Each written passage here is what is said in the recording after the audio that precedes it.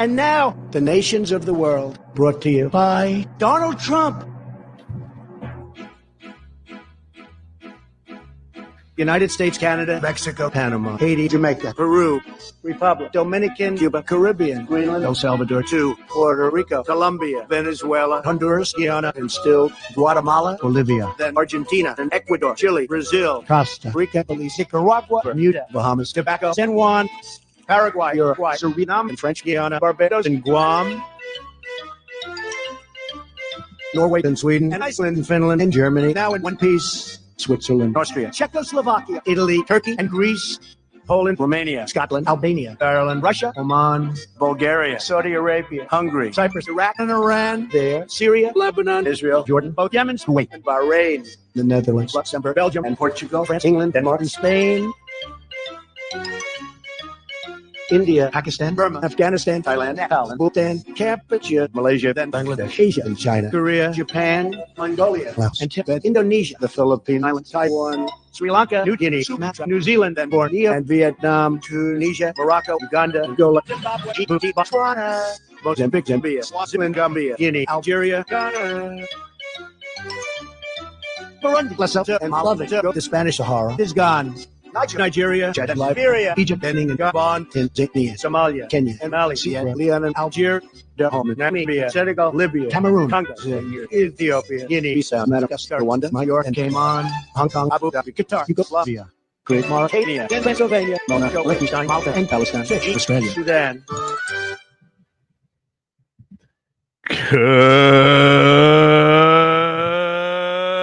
Good evening, everybody. Welcome to the following program. I am your host, Joe Neerman, a.k.a. Good Logic. It doesn't matter what country in the world we're talking about. It really doesn't matter because Trump dominates that country. It really doesn't matter. Pick a country. Just throw one up. Just get a atlas, world map type of thing. They still have those in schools, or is that verboten because certain countries we can't reference on the map? I'm not sure. But if you took out a map, which one of those, them old school maps that they used to have in the front of the classroom, and you just grab a dart and you just throw it at that board, you'll hit a country. Well, you'll probably hit water. But if you hit a country, that's a country that Donald Trump has been dominating because he is, there's no question about it, he is the king of the world. He is the most powerful living human being in history, not just by dint of winning an election. It's the most powerful nation on earth. No. He individually, he himself, El Presidente, he himself dominates that role in ways we have never seen any human do. Arguably greater than any president in history. You can make that argument. I'm going to tell you this, greater than any world leader you've seen in your lifetime. That's how good he is at this job. It is astonishing. And day 79 of his administration showed just how dominant and awesome he is for the people that he leads. And yet the left is still whining and crying and trying to find some way of finding some sort of way of attacking him, because that's what they do. And frankly, I think they're kind of bitter when America succeeds and things go well for us. So that shouldn't be a surprise to anybody. But this guy today was a very special day.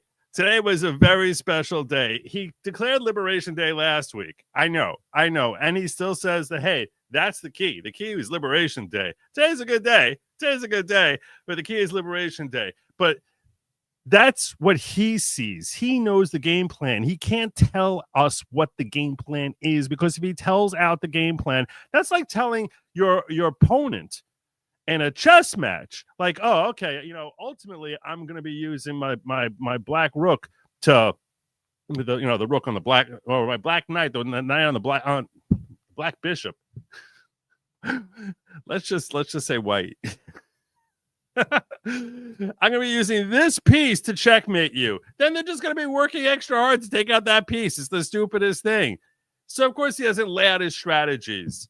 And everyone's like, but, you're not telling us. Why are you not telling us what you're going to be doing next week? And then they pretend that this is just, he's flying by the seat of the pants. He doesn't know what he's doing. Oh, he knows. He's just not telling you. He's not telling the world, because that would have the entire world focusing on, oh, okay, if we hold out to this point, or if that's what he wants us to do, so we'll go the opposite way. It's like you wonder if they're just completely stupid, his critics, or are they just 100% acting in bad faith? It's really, really hard to tell. Today, I mean, after watching the stock market, let's face it, pretty much crater for the last several days. I mean, there was some tough hits. Yesterday was not as bad as the earlier days, but it still was not a good day. It was still not a good day in the stock market. Today, Donald Trump switched up gears, changed everything around, and said, "Oh, you know, I've been thinking. Whoops, I've been thinking, and perhaps it's time for us to zero in on our real target of these tariffs here. Maybe that's what we should do. Maybe it's time for us to just sort of change things a little bit here," where he writes on True Social, based on the lack of respect that China has shown to the world's markets, "I am hereby raising the tariff charged to China by the United States of America to 125%, effective immediately. At some point, hopefully in the near future,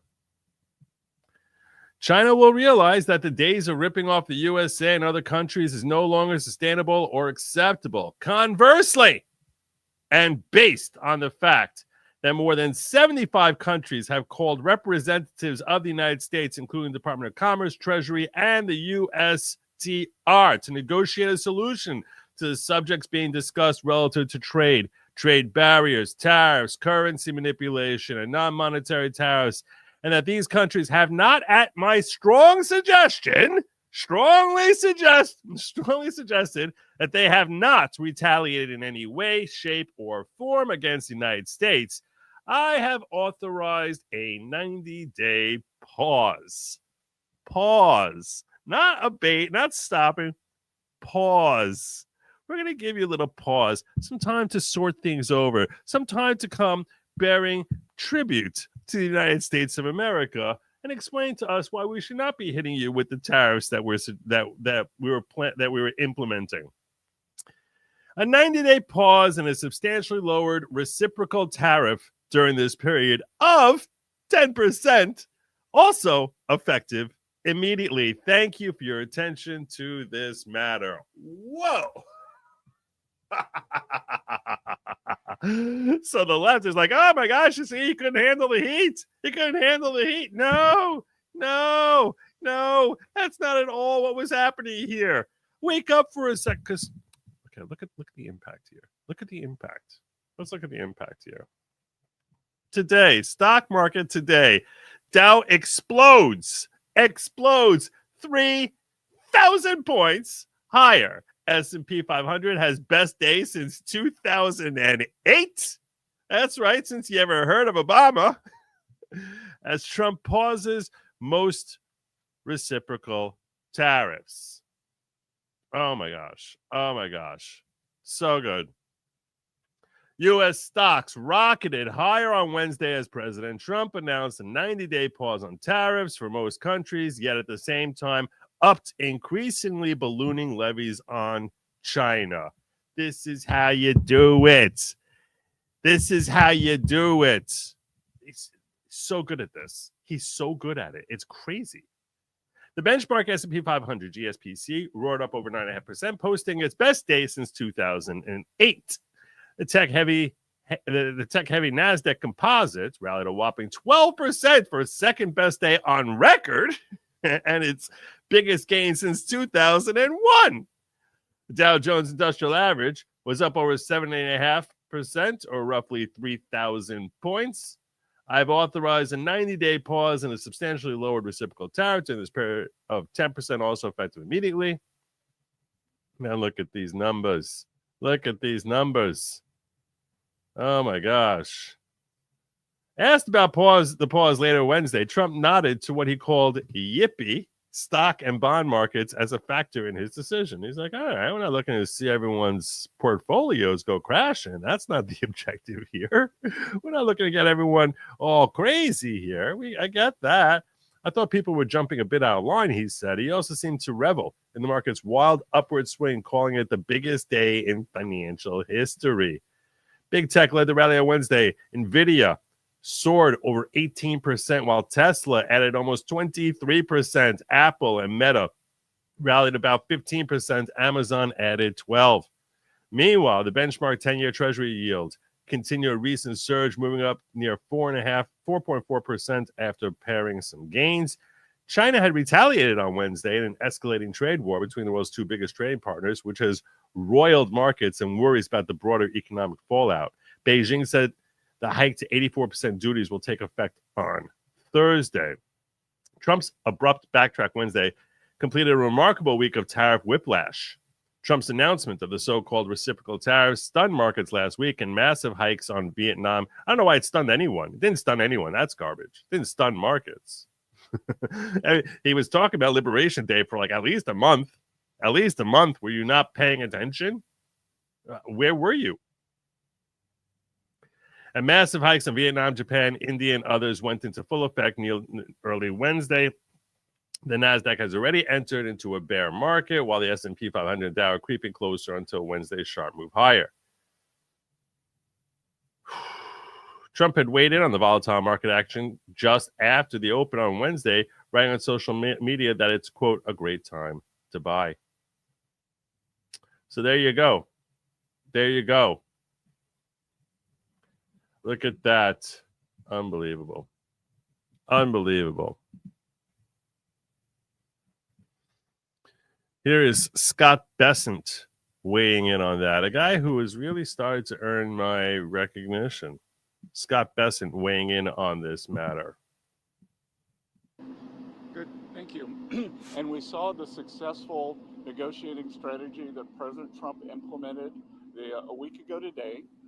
It has brought more than 75 And now, the nations of the world, Lord. brought to you by Donald Trump. Apologies. Let's start this over. For him to stay the course until this moment.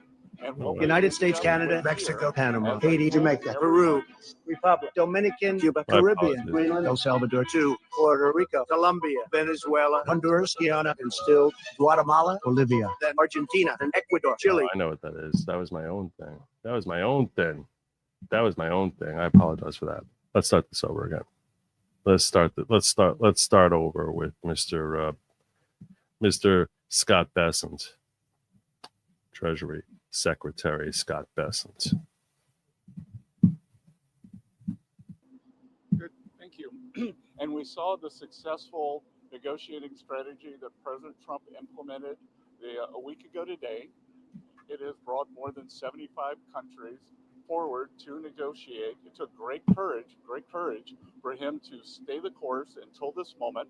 And what we have ended up with here, as I told everyone a week ago, they're in this very spot, do not retaliate and you will be rewarded.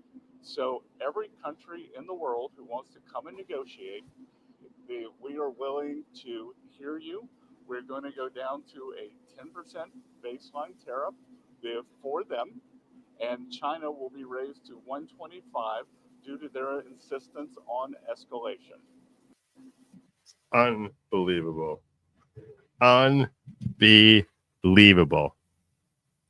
Unbelievable. There's so many ways that this is astonishing what Trump has done here. There are so many ways that he has put us in such a stronger, far better leveraged position financially. And not just with respect to the stock market or things of that nature. No. This has potential. This potential to change long-term economy of this country in ways no other president has. No other president has intentionally tried remedying this situation. This is just one win he had today. He had another major win that we'll get to shortly. But we need to spend some time appreciating just how strong the U.S.'s position is right now. Because I'll tell you, I started worrying that our economy, after everything that we see going on with China, and they have all that manpower in China, and all these different nations are ponying up to them and Chinese markets, and we seem very, very dependent on China for a lot of their, cheap crap that they produce. A lot of stuff here seemed to be favoring the economy, and the world financial markets were really strongly favoring China. And right now, Trump just put America on his back and put Xi Jinping on his derriere. He really did. Because what happened here is this. Think this through for a second. If Trump had just come out and said, I'm going to be tariffing everyone 10%, and that's what he had done on Liberation Day, markets come crashing down. Oh my God, we got new tariffs. Markets come crashing down. Everyone gets all upset. And he has no leverage. He either has to start coming down from that or not. What does he do? He introduces on Liberation Day this discounted reciprocal tariffs, which a lot of folks say his numbers there are not accurate. That's not a fair reflection. And why are you charging penguins money and all that other stuff? Which, by the way, on the penguins thing, there was a country that was listed that they're being charged 10%, which basically no humans live there, only penguins live there. So the left was mocking him. He doesn't know what he's doing. He used AI to create that chart. That's why he's listing penguins. No. The reason he listed that country, which has no humans living there, is because he realized that if I don't put that country in there, in that case, other nations are going to stop there, pause there on the way for a half hour, and claim that they are now delivering from that country to try and circumvent the tariff. So India might say, oh, we'll stop at Penguin Island over here. And then when we deliver it to the U.S., it's going to say that it's imported from Penguin Island and it's got no tariffs here. So in order to make sure that people didn't try and use that obvious loophole to circumvent tariffs, he said, no, I'm hitting that country also with 10%. So don't bother stopping and visiting the penguins. You don't got to worry about that. They're not. Don't bring little fish or stuff like the little sardines and start throwing them out to Opus. No, there's no point. There's no point because they're tariff too. They're tariff too. And that's a matter of closing loopholes because he's not a sucker. And he realizes, hey, what would I do? What would I do if I was a businessman and I wanted to try and circumvent this tariffs? And he's like, all right, let's close. I might stop here. Oh, okay, well, let's close that little loophole.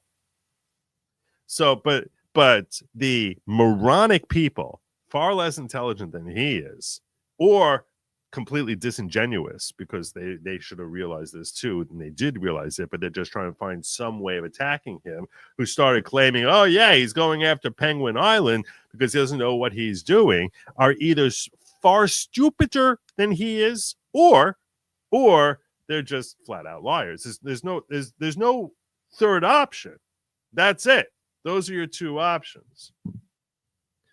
And the left is freaking out about this. Don't get me wrong. They're very, very upset about this. Mr. Horseface wants you to know about that. Mr. Horseface wants you to know just how furious and livid he is.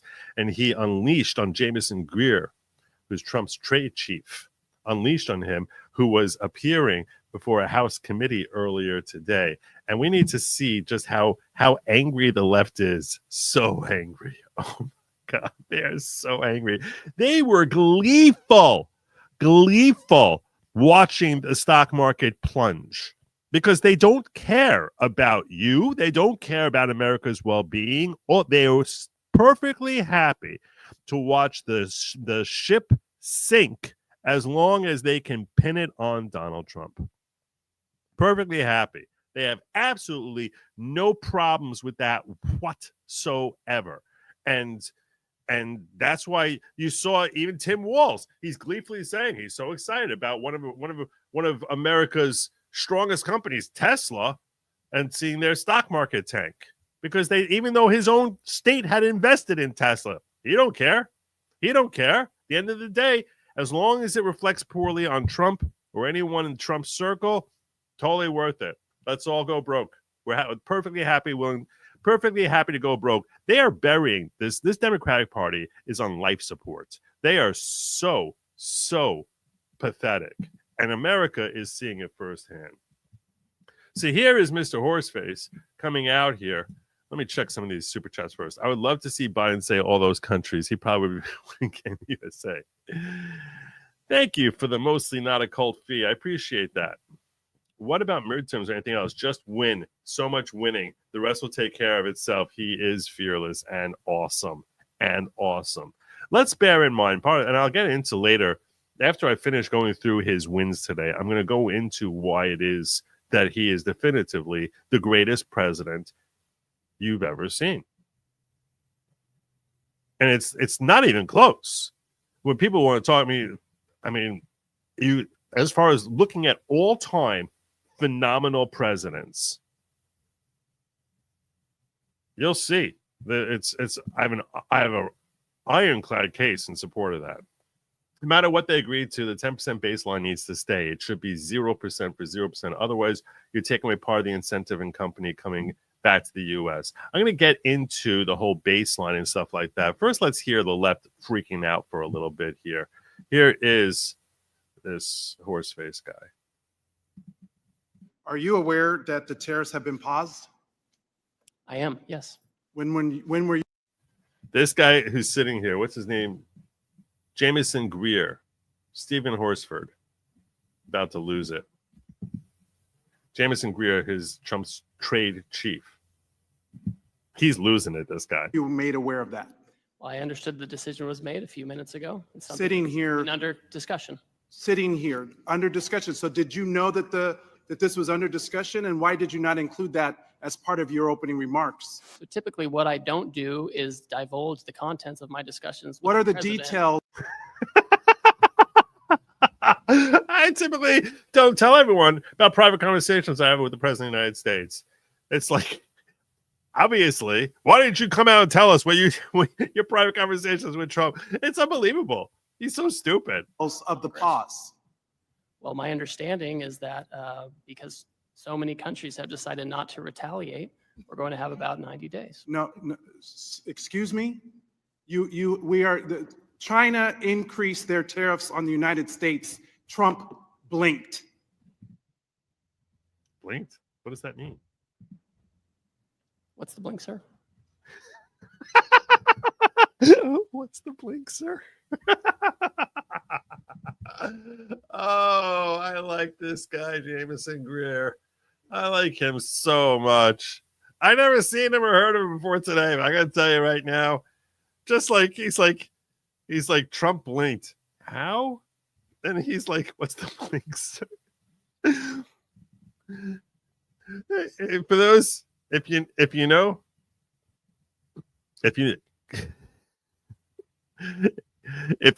you know, can you describe the ruckus?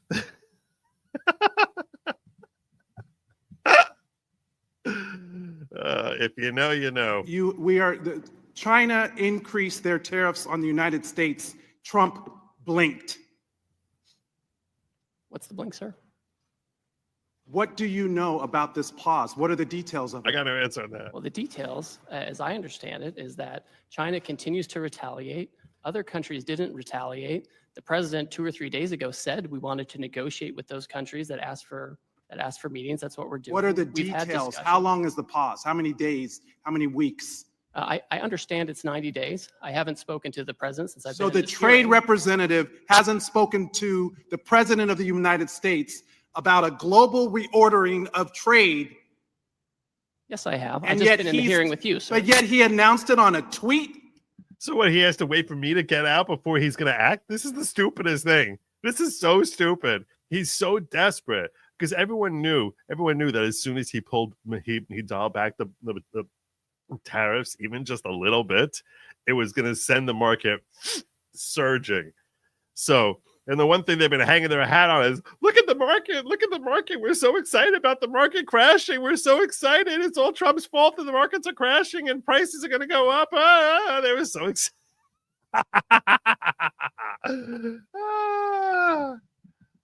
WTF? Who's in charge? Yet he announced it on a tweet. What are you? Look at this gray beard saying out loud, WTF. What are you? Who are you? What is that? He's losing it. WTF? Who's in charge? The President of the United States is in charge. And what do you know about He's so those calm details?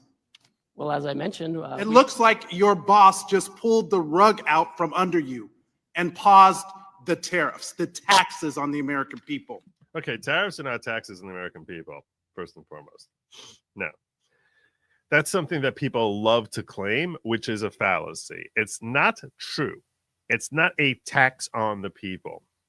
It's technically a tax on people who want to export goods from their country and send it over here. People assume that it naturally will lead to higher prices because people are simple and they assume that that's just the way it is. So if you jack up tariffs 10%, that means that prices go up 10%. I'm not going to mislead you at all. Is it possible, if not likely, and we will come back to Mr. Horseface here in just a moment, but is it possible, if not likely, that in the short term, if you impose a tariff on a country, then the goods that we import from that country will reflect that tariff to some degree, if not entirely? Yes, 100%. That is definitely possibly true. However, people are missing the other side of the coin, which is if you do this to the entire world and the entire world feels a need to cater to you, they will be bothered by the fact that Americans are buying less of their product, and they're far more likely to start producing inside your country in order to circumvent that tariff. Not to mention that if it's too pricey, it enables American competitors to the degree that American resources enable us to compete with the products that we're importing, enable American competitors of various companies, like let's say, I don't know, Sony or other or foreign automobiles. It enables American industry to more easily compete, which means there are more jobs here. So what you're looking at, and very possibly, and if not likely, is a serious infusion of investment into American productivity. That almost certainly will lead to a far stronger American dollar, a dollar that has been devalued by our deficits. The strength of the dollar is ultimately a far more significant thing than any stupid tariff, because if your dollar becomes stronger, you're able to buy more goods with the same number of dollars. And so even if you end up paying a little bit on the tariff, it's not affecting you quite the same way. You're more likely to be employed. The economy is more likely to be soaring. And when the economy is soaring in general, it ends up helping the welfare of all Americans. So there are a lot of reasons to think that this tariff, because we are in the unique position of being in the United States of America, which is a consumer of 25% of goods worldwide, that we are such a dominant target market for other nations and for suppliers from other nations, that they will start investing very heavily in this country, and that as a result of these tariffs, the American economy in general can grow far stronger, and your money starts becoming worth more. That's what is a very strong possibility. Am I going to promise you that would happen if, in fact, we were to continue tariffs? No, because I am sufficiently mature enough and old enough to recognize that when it comes to assessing market prices in the future, anyone who pretends that they know what's going to happen in the future is a liar or an idiot. And I am neither a liar nor an idiot, which is why I can tell you this is one way of looking at a possible development here, which would ultimately mean that these tariffs don't end up being a tax on the American consumer and bleeding us dry, but ultimately in the not so distant future, enriching America, making us far, far richer. But they love to say this is a tax on the American. It's stupid. It's an outright lie that they're assuming that most of the masses are too stupid to see through it. They're assuming that most Americans are just going to assume, well, obviously they're going to pass that cost on to us. They never say crap like that when it comes to actually assessing, well, what's going to happen with minimum wage? You raise minimum wage. They never talk about how that's a tax on the consumer. You never hear them say that. Where's that? That's a tax on the consumer. Well, we have to give a living. They never talk about that being a tax. And that's one which is far less likely to end up netting into a benefit for most Americans. So when he's coming out here and labeling this a tax on Americans, that is an outright lie. And it shows that he's either disingenuous or, far more likely, both disingenuous and an utter moron. There's no strategy. You just found out 3 seconds ago, sitting here, we saw you. How do you know? We've been discussing. How do you know that there's no strategy? He said we've been discussing it, but let's hear him explain it even more. He just said I couldn't tell you what conversations I had with the president. Just found out 3 seconds ago, sitting here, we saw you. We've been discussing a If variety you of came these here actions. knowing that you were going to be turned off, that these tariffs were going to be turned off, why didn't you include that in your opening statement? Why? He already answered that question. It was obviously something that Trump was, any idiot understands, this was obviously something that Trump was strongly considering and had discussed it with Mr. Greer, and they had discussed the possibility of him doing it, and he learned that it actually went through during the course of this meeting. Why would I tell you it's something about options we're considering when that would only harm America? But you don't care about whether it harms America because you're so self-important, Mr. Horseface. Why didn't you reference that as part of your testimony? Well, I don't disclose my conversations with the president, sir. These were specific questions. We asked you all along, what's the strategy? Nobody, that doesn't matter. Who cares? So what? So what? So what? I'm not telling you strategies as to what Trump is thinking. These are real consequences for the American people. You don't need to know. You don't need to know. This is none of your business.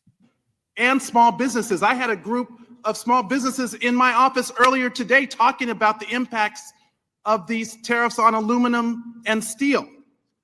This is amateur hour, and it needs to stop. What does this even mean for your negotiating strategy? How are you in charge of negotiation if the president is tweeting about this from wherever the hell he is?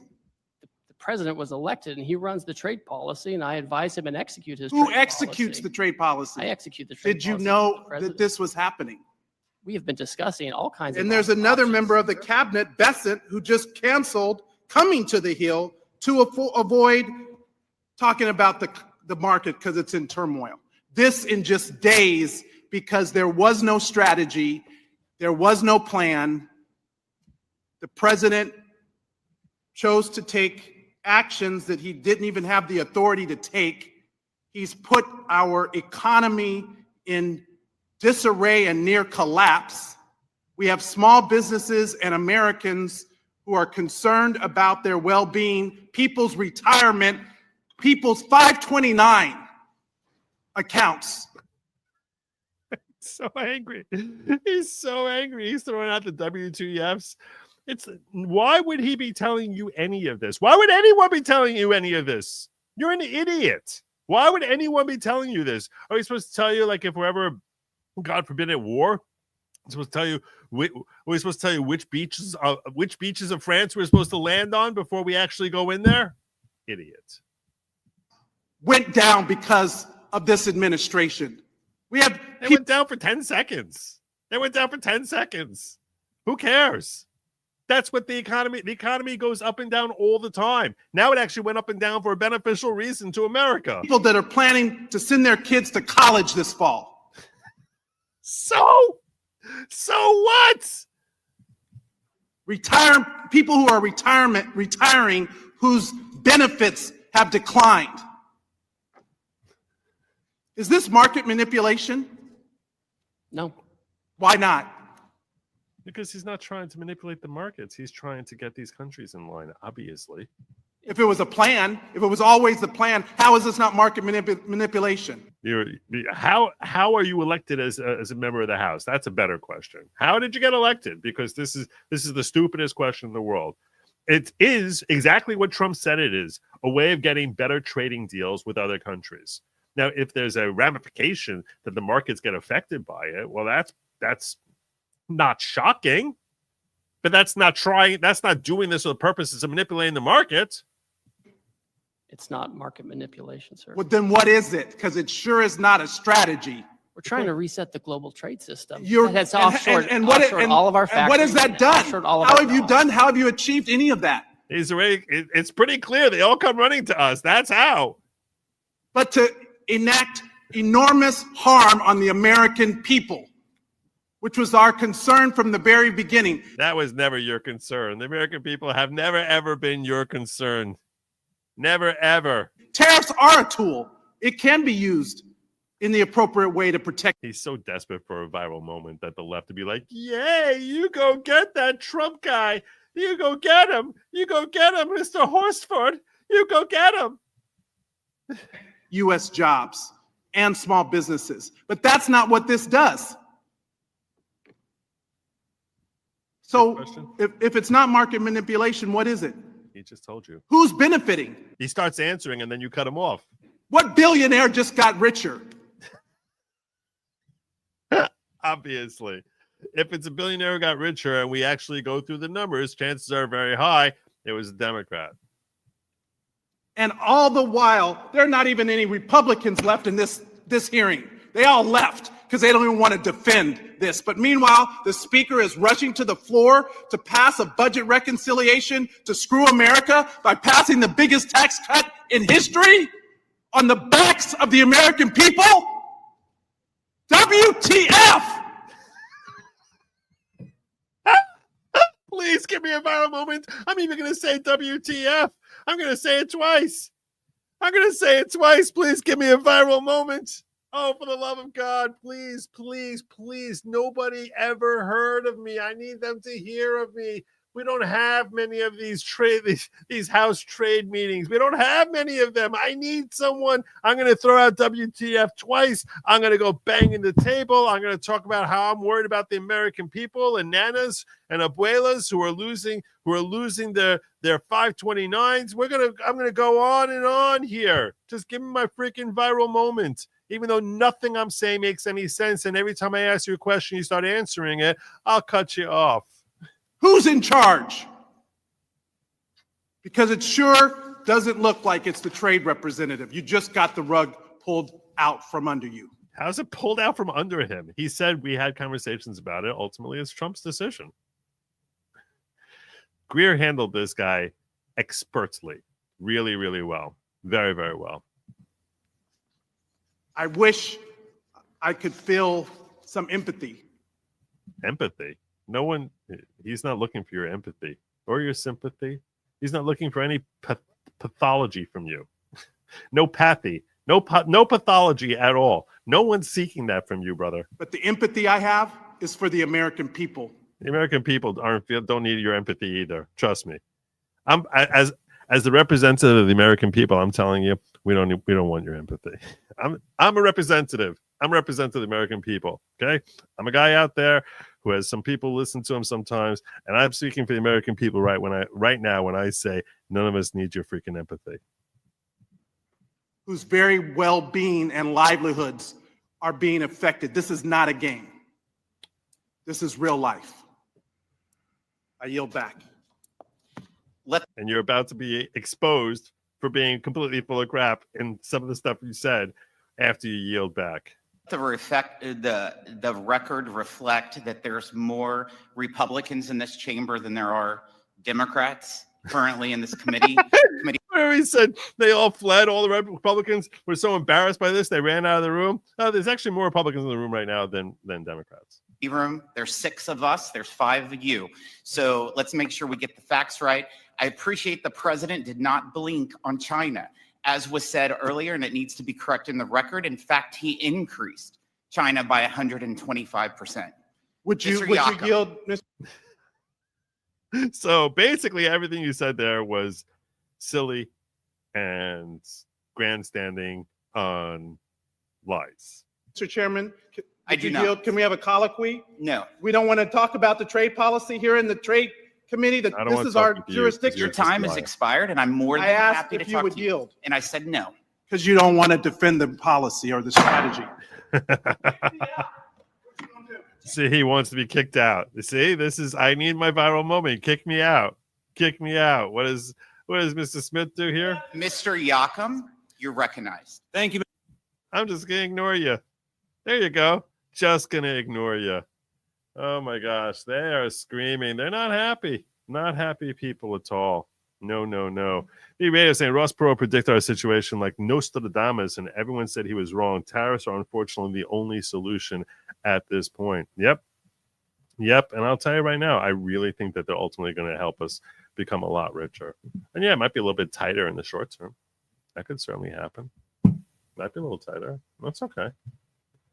That's okay. Markets got to correct. There's so many ways that America is far better positioned today than they were 2 weeks ago. So many ways that we are far better positioned. All these countries that have the EU offering to match 0 for 0 and begging, please let us do 0 for 0.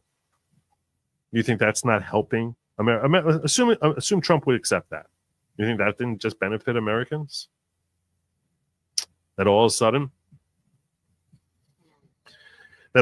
now we can start selling to the EU without having unfair trade? Canada coming running, India coming running, Israel coming running, one country after another, begging, please don't hit us with your tariffs. For the love of God, please, please, please, please, please, please, please do not hit us with tariffs. We need to be able to sell to your American consumers without having them take a hit of 10%, that or far more. So what happens? So now we're getting the 10%. We're still getting it. He says we're having a pause. Just the 10% over the next 90 days. So all those numbers like 27%, 36%, all those highfalutin numbers, pause. Now, during the next 90 days, you have an opportunity, if you're a foreign nation, to come running to us and offer to pay tribute where you're going to make up and find some way to accommodate our American exporters that you're not going to be hitting them with tariffs. So we'll have fairer trade so we can balance out our trade deficits and perhaps even take steps to go overboard where you make things beneficial for our trade exporters that they can actually maybe get some tax breaks from you. There's a lot of different ways that you can help enhance trade and make production in America a far more valuable and enriching experience for our industrial operations. So that is what he set up here. And he's now put himself in a position where it's like he's taken China and he's put China as the evil empire, that they're the bad guys. They're the bad guys. He has so much leverage over all of these countries now, which we did not have 2 weeks ago. So what do we have now? We have leverage over China. We have leverage over every other nation who's now coming and begging us for the next 90 days. And we have 10% tariffs on all of these folks to basically help try to start, offsetting some of that deficit that we have, start offsetting some of the debt that we have.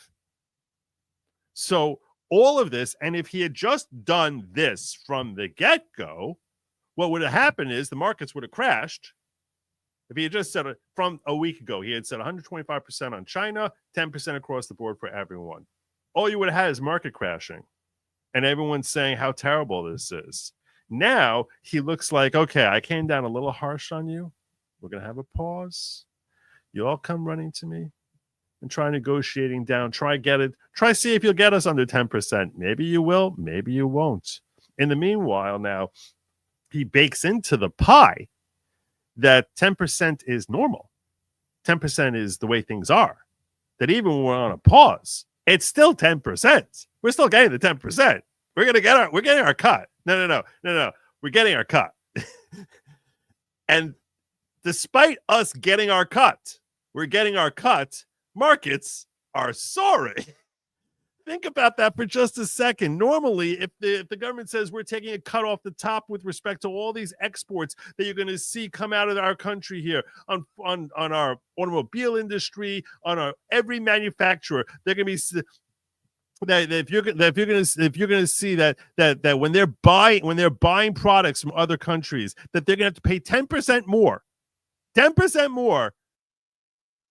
in order to obtain the goods that they're obtaining from other countries. So 10% more, they're gonna have to pay for that.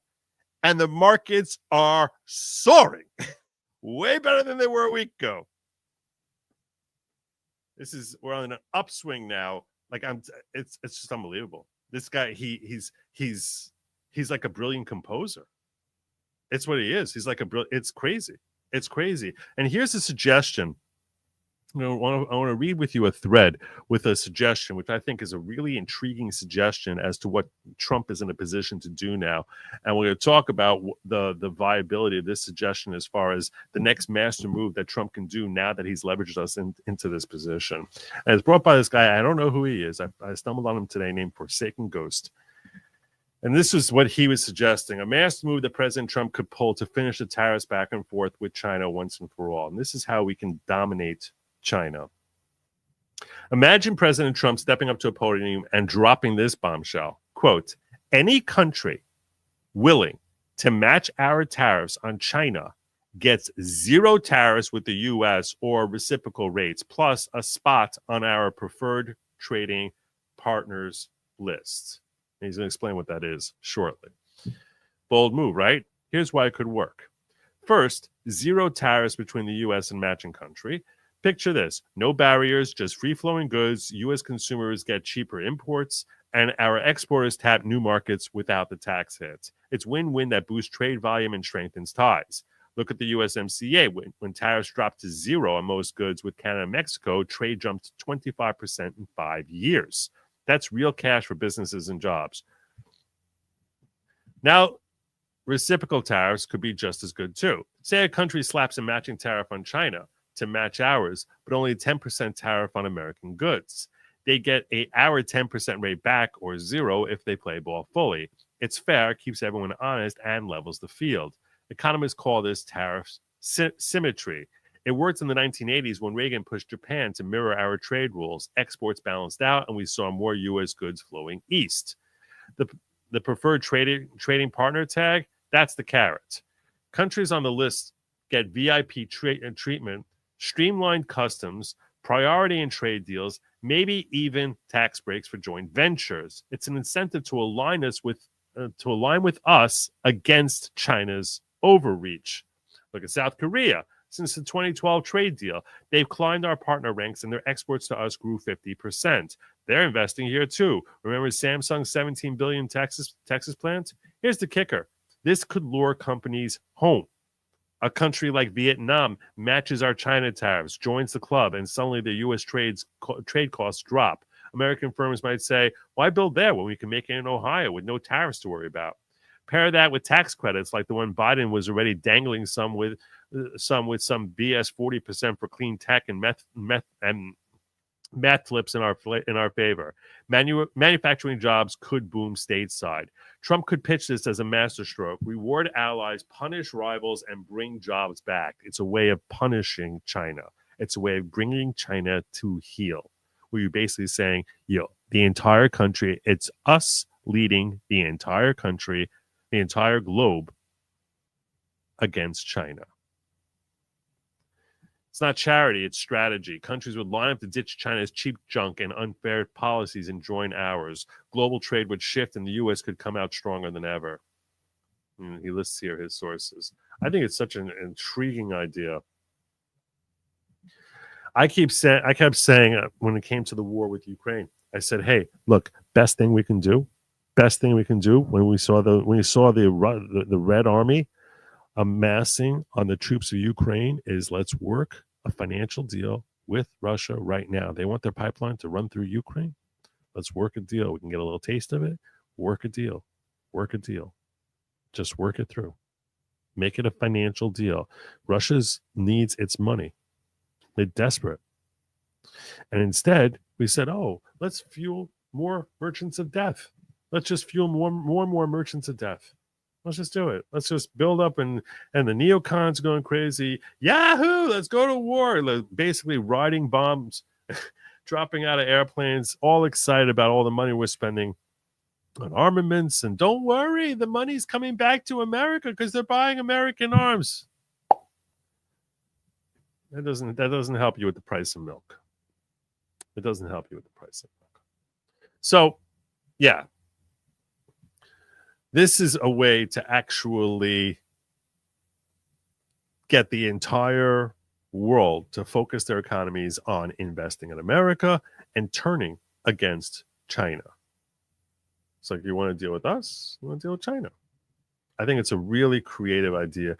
I don't know who this guy, I don't know his real name for a second, Ghost, but I do know that he did a phenomenal job putting this suggestion together, and I'm actually very impressed with it. Let me hear from you guys. Let me hear from you. Horse Ford, isn't that an oxymoron? Horse and a Ford? I see what you did there. I see what you did. Oh, it's a bit colicky. Europeans love American trucks. They do. They should. They should. Bella Stella gifting 10. Count them. 10. 10 freaking memberships into the following. God bless you, Bella Stella. Let me see who you brought into us. Let's see who you brought into the following. I got it right here. Up Dog. U.S. Dutch Kitty, you guys been gifted, courtesy of Queen of Recruitment, gifted membership into the following, which is not at all a cult type of cult.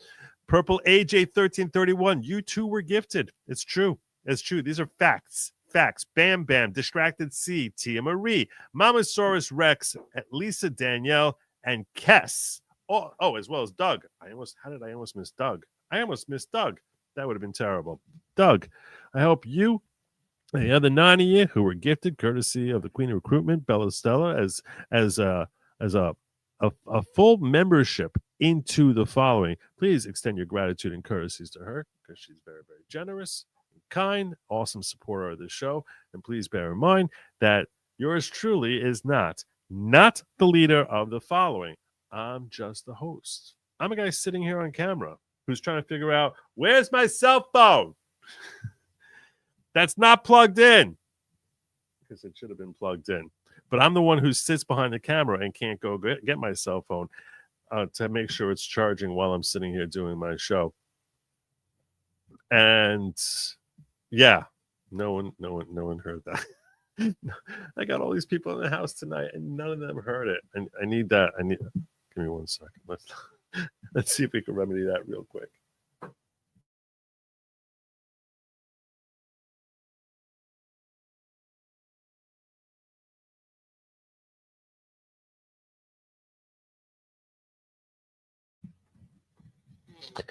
Anyway, so it should be around here somewhere. Maybe it's on the bed. I don't know. I need it plugged in. Ask mommy. Maybe call it. I thought it was on the floor. Thank you. It could be downstairs in the kitchen. Good Logic, you the best. Thank you, Kiska Hamlin. You're awesome. Thank you. Member for 1 month. Welcome aboard. And Pam Romney. Oh, see. This is a big day. Today is my youngest daughter's birthday. And she's awesome. And it's also the birthday of Pam Roning's membership here in the following. 1 full year member for 12 months. Can you believe it? Time flies. Time flies. The gift of culture. Compliments of Queen Bella. Oh, I see. Culture. I see. But it's, or non-culture, I guess, because it's not at all a cult type of cult. What do you guys think? You guys think that this was that this plan could work? You think that this plan to try and get why don't I see this is annoying.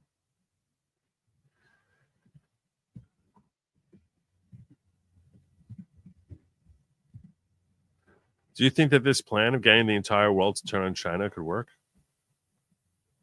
Thank you, Connie. Because I actually think it's a pretty interesting plan. There's so many ways and each country can have their own. There's just like a new opportunity for Trump in dealing with them. It's amazing. This is so amazing. And so now we have just basically this, let's get an extra 10% coming in on tariffs. And everyone is thrilled. Everyone's happy and begging us to show mercy. Begging us. This is what Trump does. He's done it with everything he's ever done as president. Everything he's ever done, he's continually going out there, and he is just basically asking for the sun and the moon, and then he takes a few mountains. He asks for the sun and the moon, he take a few mountains and be happy. It's not just with tariffs that he's been doing that. No, siree, Bob. Also, we have it with Panama. Remember when we were talking about taking over Panama? Panama came back to us and said, please don't take over our country. Please don't, please, Mr. Trump. Please, Mr. Trump. Please don't take over our country. Well, sure enough, today, Pete Hegseth announcing this. That is why the United States and Panama have just signed a memorandum of understanding on cooperative security activities. And will be signing, just moments after this press conference, a joint declaration with the Minister of Canal Affairs on the security and operation of the Panama Canal, which is a framework for U.S. warship and auxiliary ships to sail first and free through the Panama Canal. That is why. There you go. We're already getting Panama to come around, basically giving us control of the Panama Canal. It's true we're not getting the money that comes from running that thing. That's okay. This is a nice start. And that's why I say to you,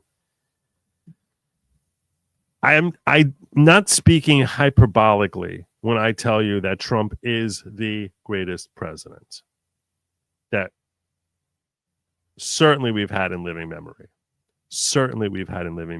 And arguably in American history. If you look at what the role of the American president is, what is his job? What is his duties? He is the head of the executive branch. He is the head of international relations. He's the one. That's where when they say the buck stops here, those are the two things that he is responsible for. What has he done in his first 79 days? As head of the executive branch, he's been slashing and dashing, looking for fraud, looking for corruption. I want to start on these tariffs. The market is on track right now for its worst weekly performance since March of 2020.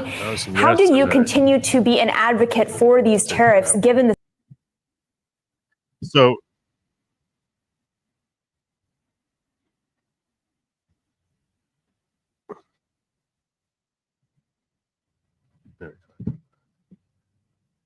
the two areas he's been so dominant, where he's restructuring how our executive branch operates. He's been reworking it, cutting away from the fraud, cutting away from the ridiculously stupid and wasteful DEI practices, completely revising and revamping how we engage with every one of our regulatory bodies, having oversights and investigations, and starting to trim the fat and take out all the waste we have, which is what an executive, it's so that our executive branch can actually be, investing its money where it's supposed to go. So our executive branch could actually be spending money on things that are actually benefiting Americans, as opposed to the ridiculous millions and billions of waste accumulating to trillions in waste.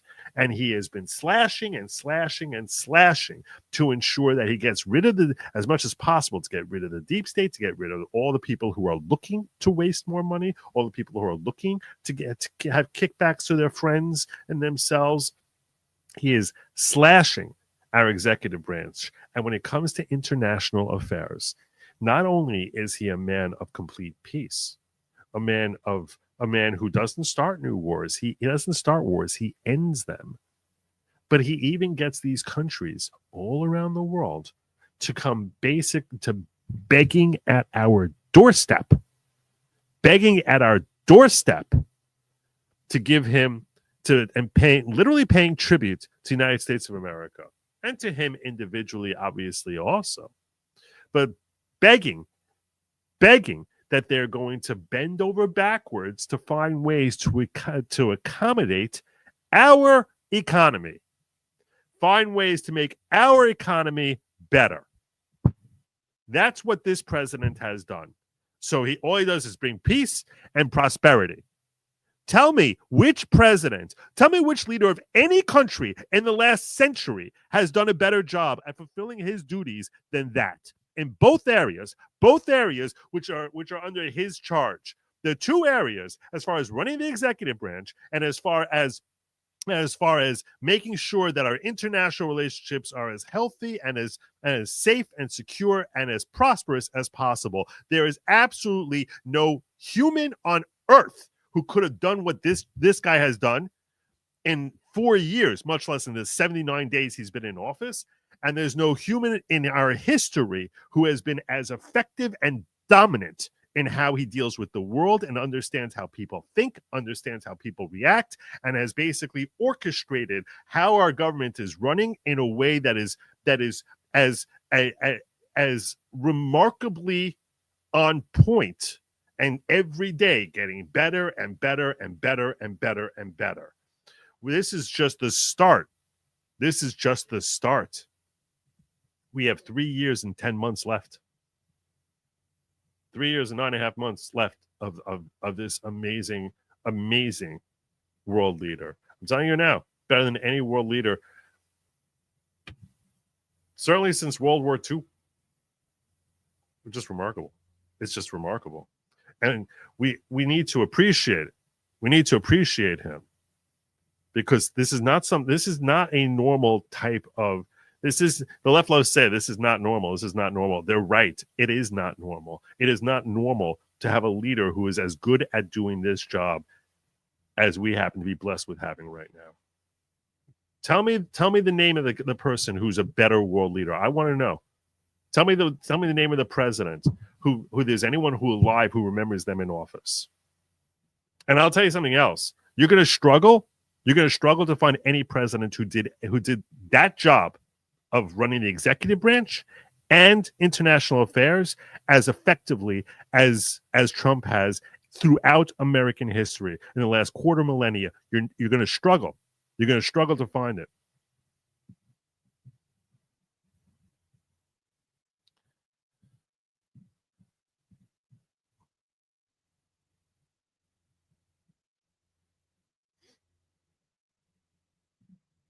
Brian says he DM'd the best pick. Let me see. I had all sorts of problems here with pop-ups that were hitting me. They were just bothering me. Let me see what you DM'd me.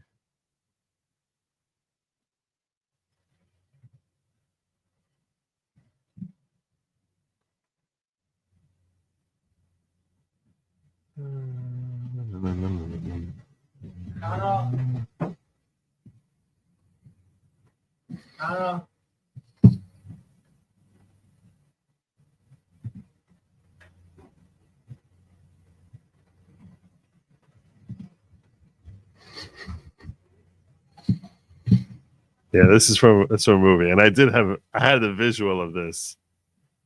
I had the visual of this when I was not of Homer, but of that other guy screaming Yahoo. What's the movie? Dr. Zhivago? I don't remember which movie it was, but that was the visual I had. Are you aware that the tariffs have been paused?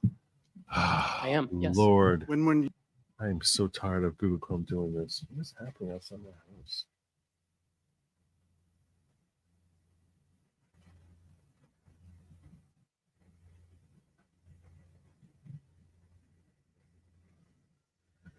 Okay, I'm a little concerned here.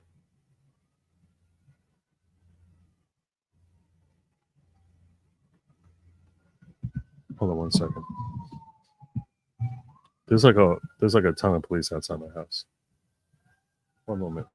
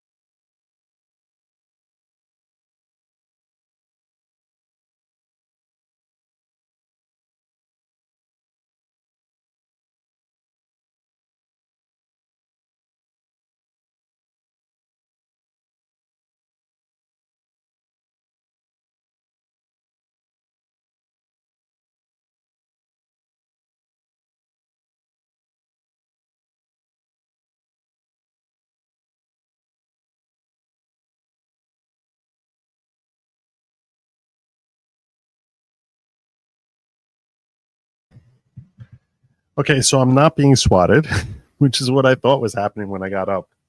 When I got up from my chair, I was like, okay, there's like 6 cop cars outside my house right now, and I'm totally being swatted. But that's not what happened. So that's a good thing. That's a good thing. Unfortunately, it seems like one of my neighbors has like a fire going on or something. But there was no fire trucks here. There was just a whole bunch of cop cars. You can see when I look outside, probably the reflection off my glasses. I don't know if you can see them or not, but anyhow, yes. Phew, where was I? Up in Connecticut. What the heck? Already 1 hour in and only 2 targets hit. Sad. I know. It is what it is. Happy birthday, Pam. Oh, thank you, Pam. Happy birthday to my happy birthday to my daughter. Appreciate the very warm wishes from you. Panama, I want to treat you with the force of law. This is just the start. It's just the start. It's just the start. MC is W daughter Little Lawgic. So happy birthday, Little Lawgic. Thank you. She actually loves that nickname. I told her that's her nickname, Little Lawgic, and she loves it. Did you see Mr. Wonderful's take? 400% on China. I think I covered that yesterday. If it's a different clip, let me know. But yeah, Kevin O'Leary's take on it. He's like, yeah, let's hit him. Hit him hard. Because we love you, by the way. Without that, there's nothing. John Lennon, the Beatles. Good job. Liz, Joe, not only do I have a crush on Trump, I profoundly understand that Trump is the man that appears only once in many generations. We are blessed. And by the way, none of this is to say that I don't look at him as a messianic figure. I don't look at him as if he's some sort of holy person or something like that. I don't have any images of him in that regard at all. I simply can recognize that when it comes to doing this specific task and performing it in ways that far exceed any normal or reasonable objective, any normal or reasonable yardstick for what you should ask for someone fulfilling this role, he is so far beyond that metric that we need to sort of step back and appreciate that this is just a guy who was born to be president of the United States. And he is so remarkably exceptional at that particular task. He was born for this. He's really just naturally amazing at it. Pesos Samantha, thank you so much. I have one more show before that, tomorrow, God willing. She's wishing me a happy Passover in Hebrew. So Passover starts Saturday night. I'll just give you all a heads up. And there's the way Passover operates. It's an 8-day holiday. The first 2 days of the holiday and the last 2 days are kind of the same as Sabbath. The only exception being we're allowed to cook during holidays, Jewish holidays, whereas we're not allowed to cook on the Sabbath. So it's slightly more relaxed, but not in any way that any of you are going to notice with respect to my appearance on social media, because you're not going to see me for at least 73 hours and probably a little bit before and a little bit after. So because of that, it means I'm not going to be here Saturday night. I'm not going to be here Sunday night. I do expect to be back on Monday. We have a Karen Reed trial that's coming up. I know. I plan on being all over that. Don't worry. I plan on being all over that. I'm going to be covering the Karen Reed trial as soon as they sit that jury. Although I will not be streaming on Monday, even if the Karen Reed trial is going on, because it's going to be the first 2 days of Passover on Sunday and Monday. So we'll see whether or not the jury gets seated by Monday. If that happens, I'm not going to be able to cover the first day.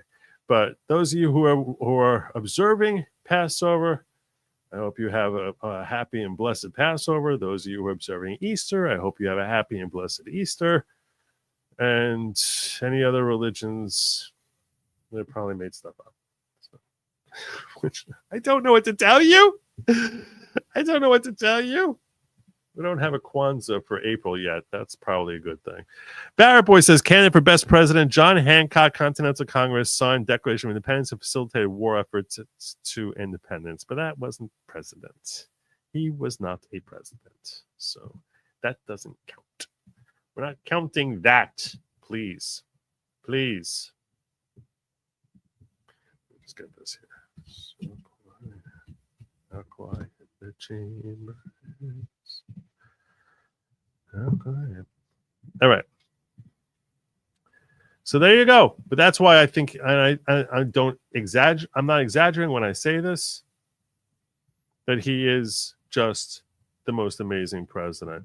I talked a little bit about what he's done with USAID and cutting our government. That was part of the things I was raving about with respect to his work during his first 79 days in office. Here you go. Check out David Sachs on cutting USAID.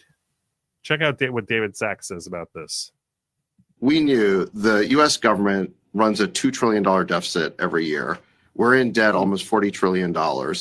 And we also knew that anytime anyone tries to cut anything in Washington, the whole city screams bloody murder. Okay, so the question is just why?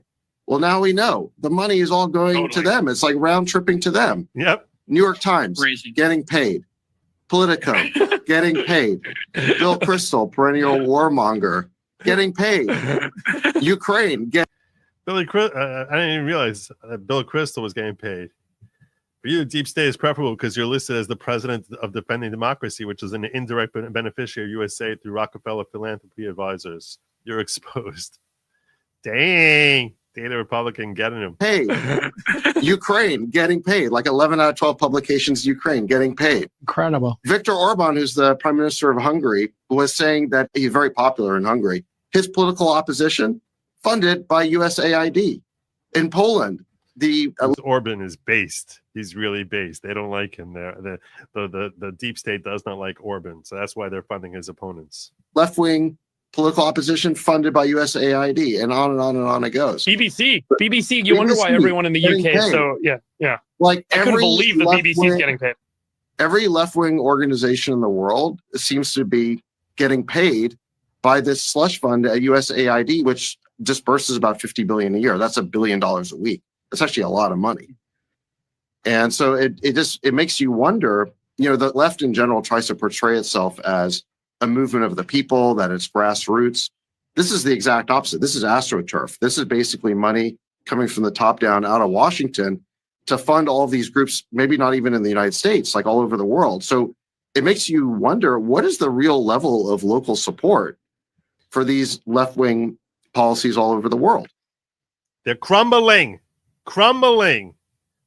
And everyone always thought it's Soros. No, our own government was paying these left-wing propagandists, paying it. I want to share something else with you. I wasn't planning on sharing this with you. I'm gonna have to look for a second here, just so you can appreciate how they're all being paid. The only reason there's any opposition to MAGA is they're all being freaking paid. Let me see if I can find it here. I was going to do it yesterday, but yesterday I ended up doing a different kind of show.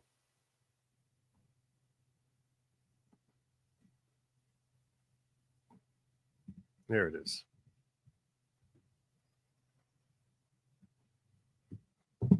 There it is. This is a woman who was a paid protester at Hands Off, telling what it's about. Let's spend 5 minutes listening to this woman and her story. She's a paid protester. I was one of the paid protesters at the April 5th liberal protests. And so I just wanted to come on and talk about my experience, what I had to do to get paid, and how much I got paid. So there were two kind of parts to it. The first was obviously just showing up. They gave me like a time and a place and told me to look. My point is, it's not just George Soros. It's our own government that's been paying them.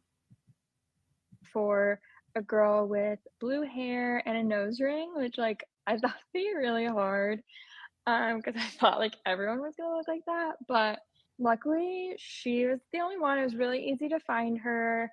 So yeah, that was good. I checked in. They told you that you couldn't wear anything MAGA. They also asked you not to wear red. So I just wore a black t-shirt and jeans. And yeah, I checked in and then they said just like go on the march. And then at the end, there would be like a questionnaire to answer. Oh, and then the other thing is they said they would pay extra if you brought a sign. So I did bring a sign. Again, same thing, like couldn't be MAGA, had to like be in line with like the liberal agenda. So my sign said, everyone deserves a good education, which like I don't necessarily personally agree with. Like, she made a sign that she herself doesn't personally agree with. server, like a mechanic, like you don't really need an education, but I wanted to fit in. I wanted the money. And I didn't want to like draw attention to myself. So that's what I went with. So anyways, I went on the march and then at the end I had to check back in and that's when they gave me the questionnaire. And okay, the interesting. Some of you are claiming that this is fake. Some of you are saying that. While we're watching this, I'm going to search TikTok for her account and see if we see anything from her from April 5th at this thing is like you had to answer the questionnaire as if you were a liberal, and there were right and wrong answers. Like it wasn't just like whatever you thought. Like you could get the questions wrong, and you had to get them right in order to get paid. Imagine finding. I invested like 2 hours of my time, so I wanted the money, you know?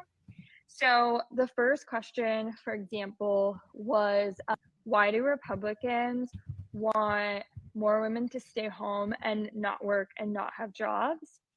And again, I just kind of like had to put myself in like their mindset. So I wrote basically like if women don't have jobs or job experiences and they have to rely on men financially, and that gives men a lot more control over their lives. For example, like, you know, if like. Yeah, I don't know. I'm doing more research here and I'm starting to question the legitimacy of this.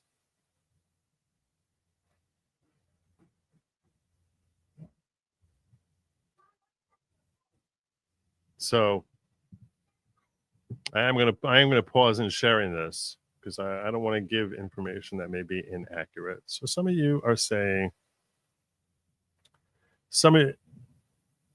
and you're right. It does feel a little bit off. There's something I can't really put my finger on. But I saw the first minute of it and I was like, oh, that looks interesting. Let's put that aside and we'll come back to it.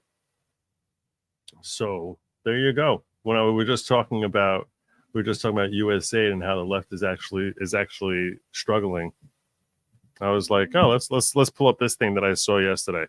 So I'm gonna stop before I go any further on that, just in case she is not legit, because I don't want to purvey anything that I have reason to question its legitimacy. All right, where was we? Here. All right. I will say, despite my praise of Trump, the one thing that I've always questioned about him, and this is on the day that I'm calling him the greatest president, the day that I'm calling him that, he went ahead and did this, which just blows my mind. It blows my mind. I don't understand this. I mean, you can try. Some of you are going to say he's just flattering her because he needs her. But this is Trump earlier today just praising the heck out of Gretchen Whitmer. We're honored to have Gretchen Whitmer from Michigan, great state of Michigan. And she's really done an excellent job. Excellent job. Did that in what? In killing people off while letting her husband go out and get a boat, in shutting down her state, in controlling elections. I mean, what way? I mean, he's happy with her because he won Michigan in 2024, but what she did in 2020 was kind of insane. And so calling what she did like doing an excellent job when she's like the queen of evil is frustrating. It's frustrating. And I understand he needs her for something he's about to explain. So he needs her, so he's gonna be complimentary. But this is something she's gonna clip. Very good person. Very good person. Very good person. God. We're working on the Selfridge, as you know, the air base. We're trying to get the air base open, keep it open. I think, Gretchen, if you're there. And He wants her to help him with his airbase issues. So that's why he's complimenting her. You're going to see Gretchen. She looks so uncomfortable that she's standing in the Oval Office with him. Matt Hall, the Speaker of the House of Michigan. And he's been fantastic as the Speaker. I appreciate it. We won the state, Matt, and you helped me a lot. I did. That's good too.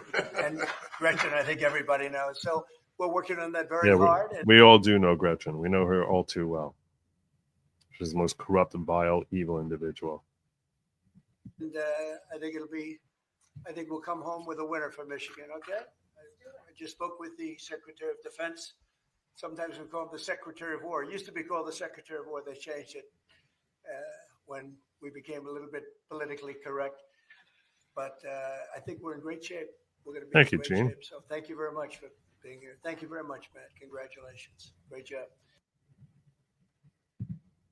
Yeah, she's not in that clip there, but I did see a different clip of her. Let me see if I can find Gretchen in the Oval Office. Good night, sweetheart. Happy birthday.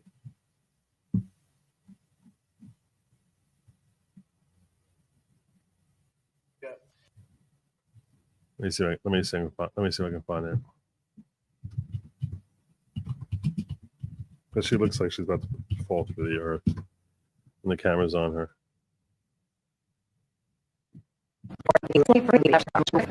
Has this? This is not the clip. This.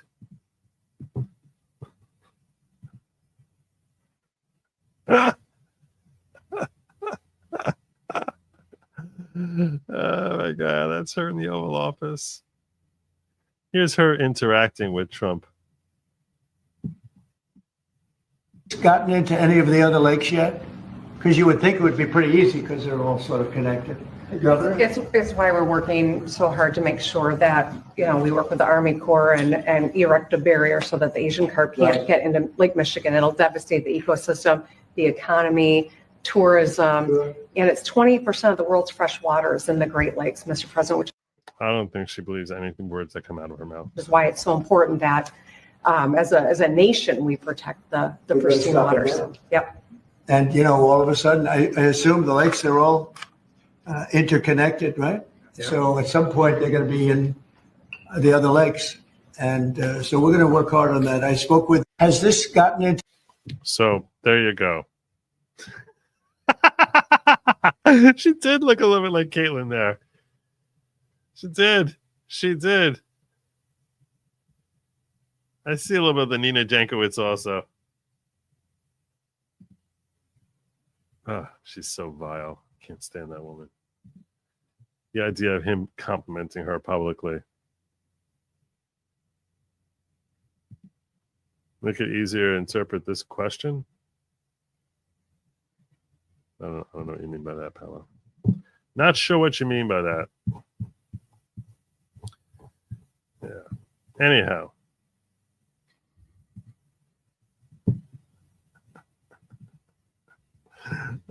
This is so funny. Look at this picture.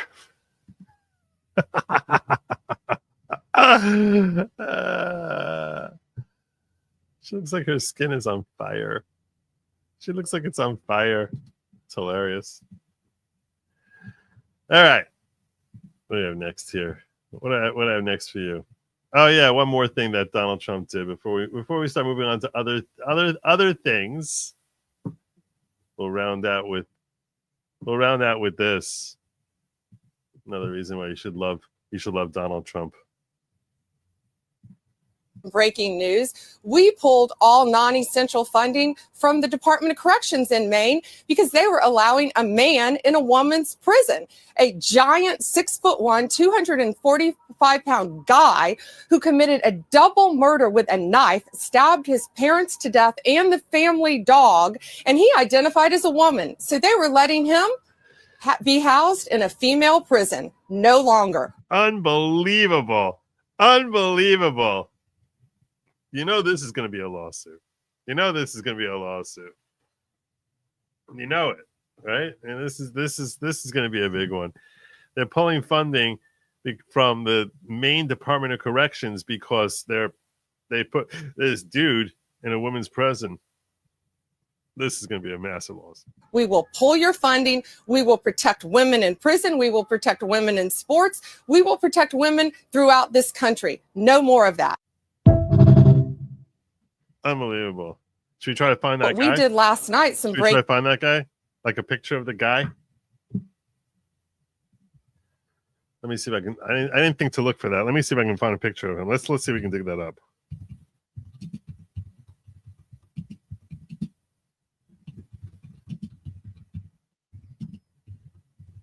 Let's see if we can dig that boy up.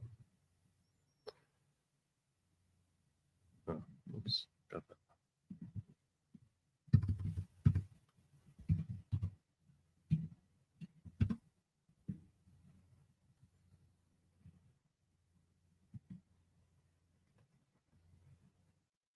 No, this dude. Andrea Balser.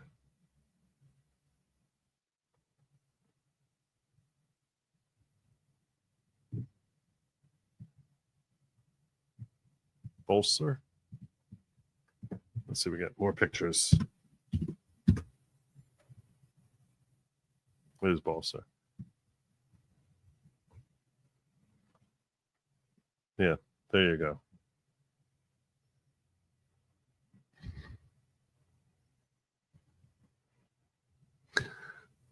Used to be Andrew.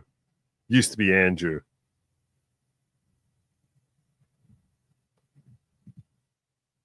Yeah, this is the guy.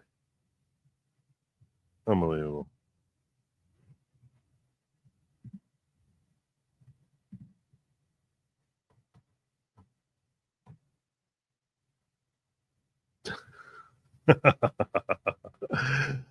Imagine being housed in a cell, a woman being housed in a cell with that.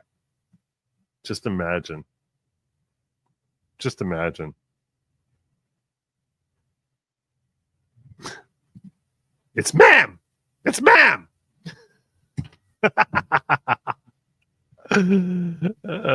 That's funny.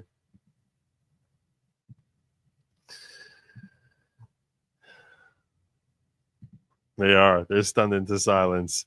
Making it simpler. I love you, family. Oh, thank you. That's what you're trying to say here? Thank you. Thank you very, very much. We love having you here too, Pow Angel. Okay, so yeah. I knew that was one thing I wanted to cover.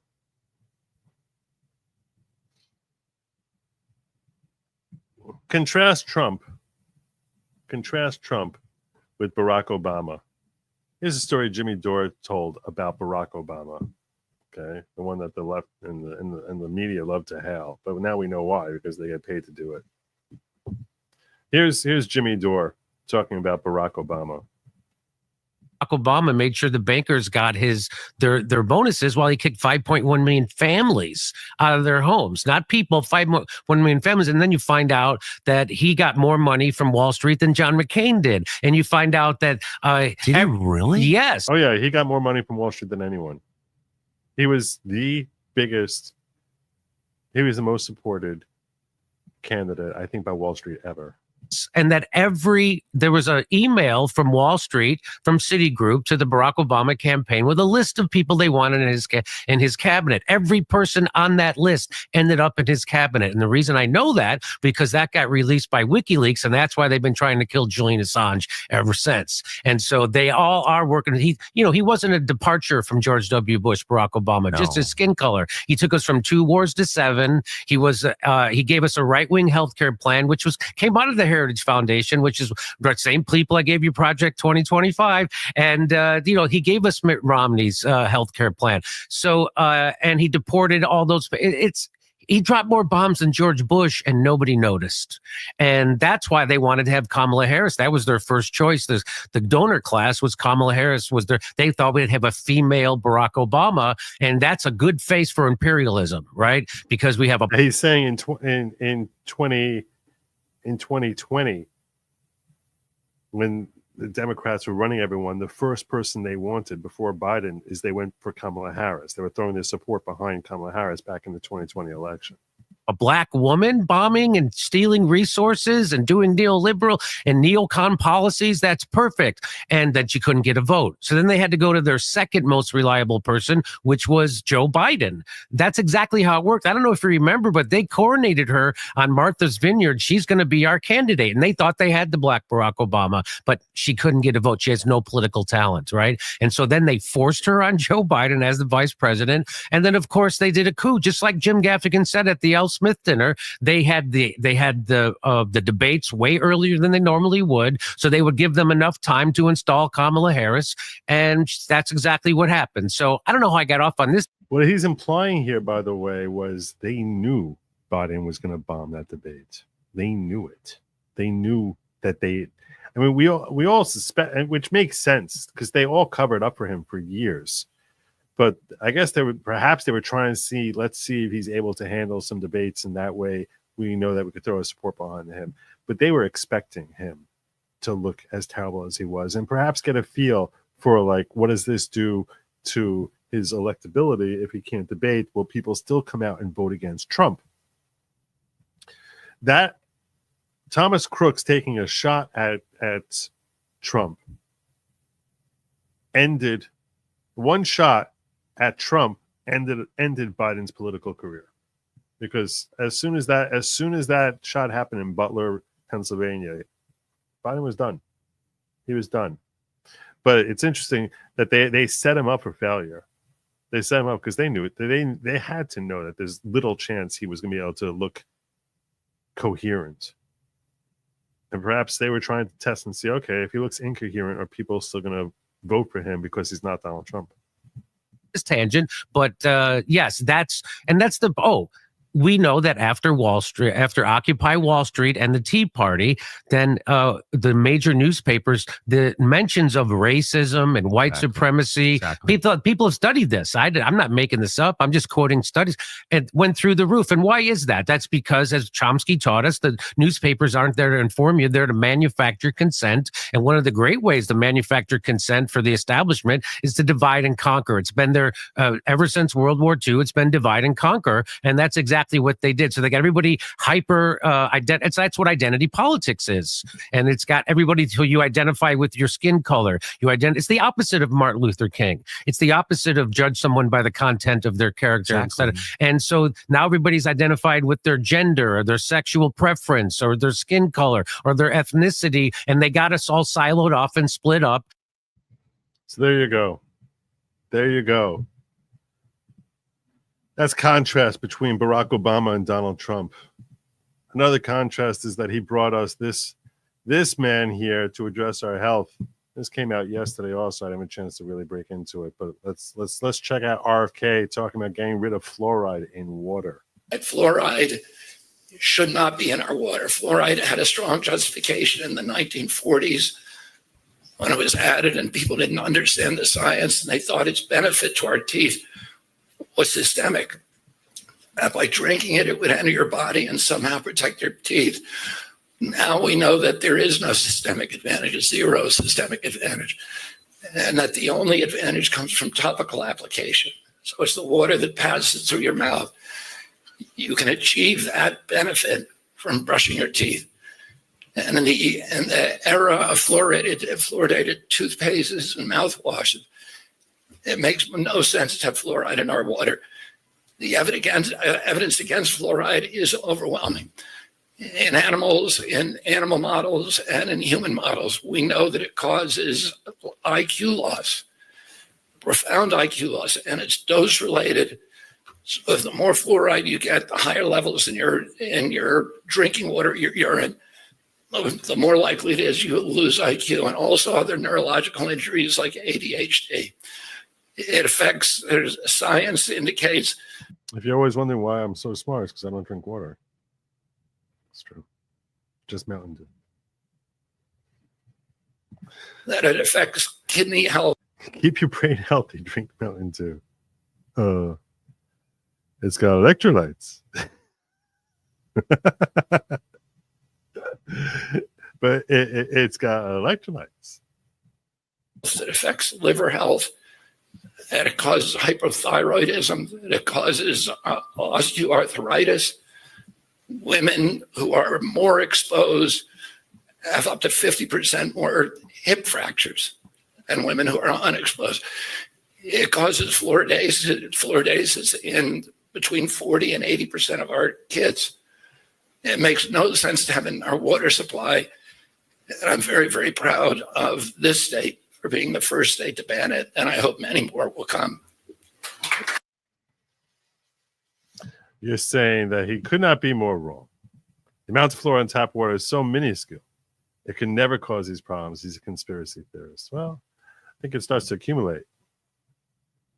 There you go. Some people are recognizing it. Some people are recognizing it. You know, you're sitting there and saying that he's wrong and that he doesn't know what he's talking about. I'll tell you this. I'm scared to play this next clip. This next clip that I have here, I'm a little scared to play it.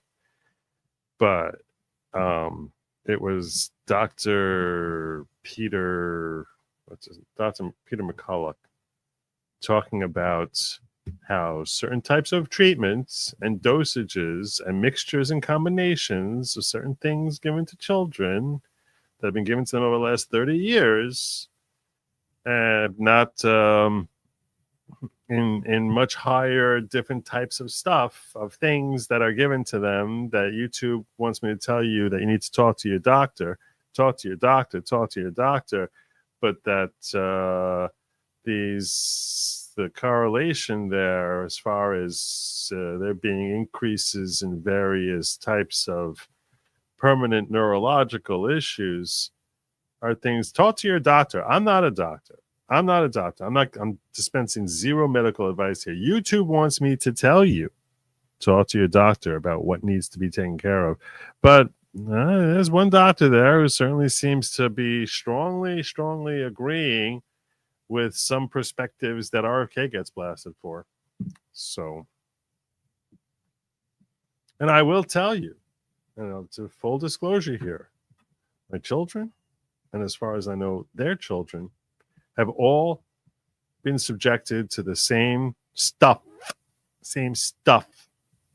that people complain of.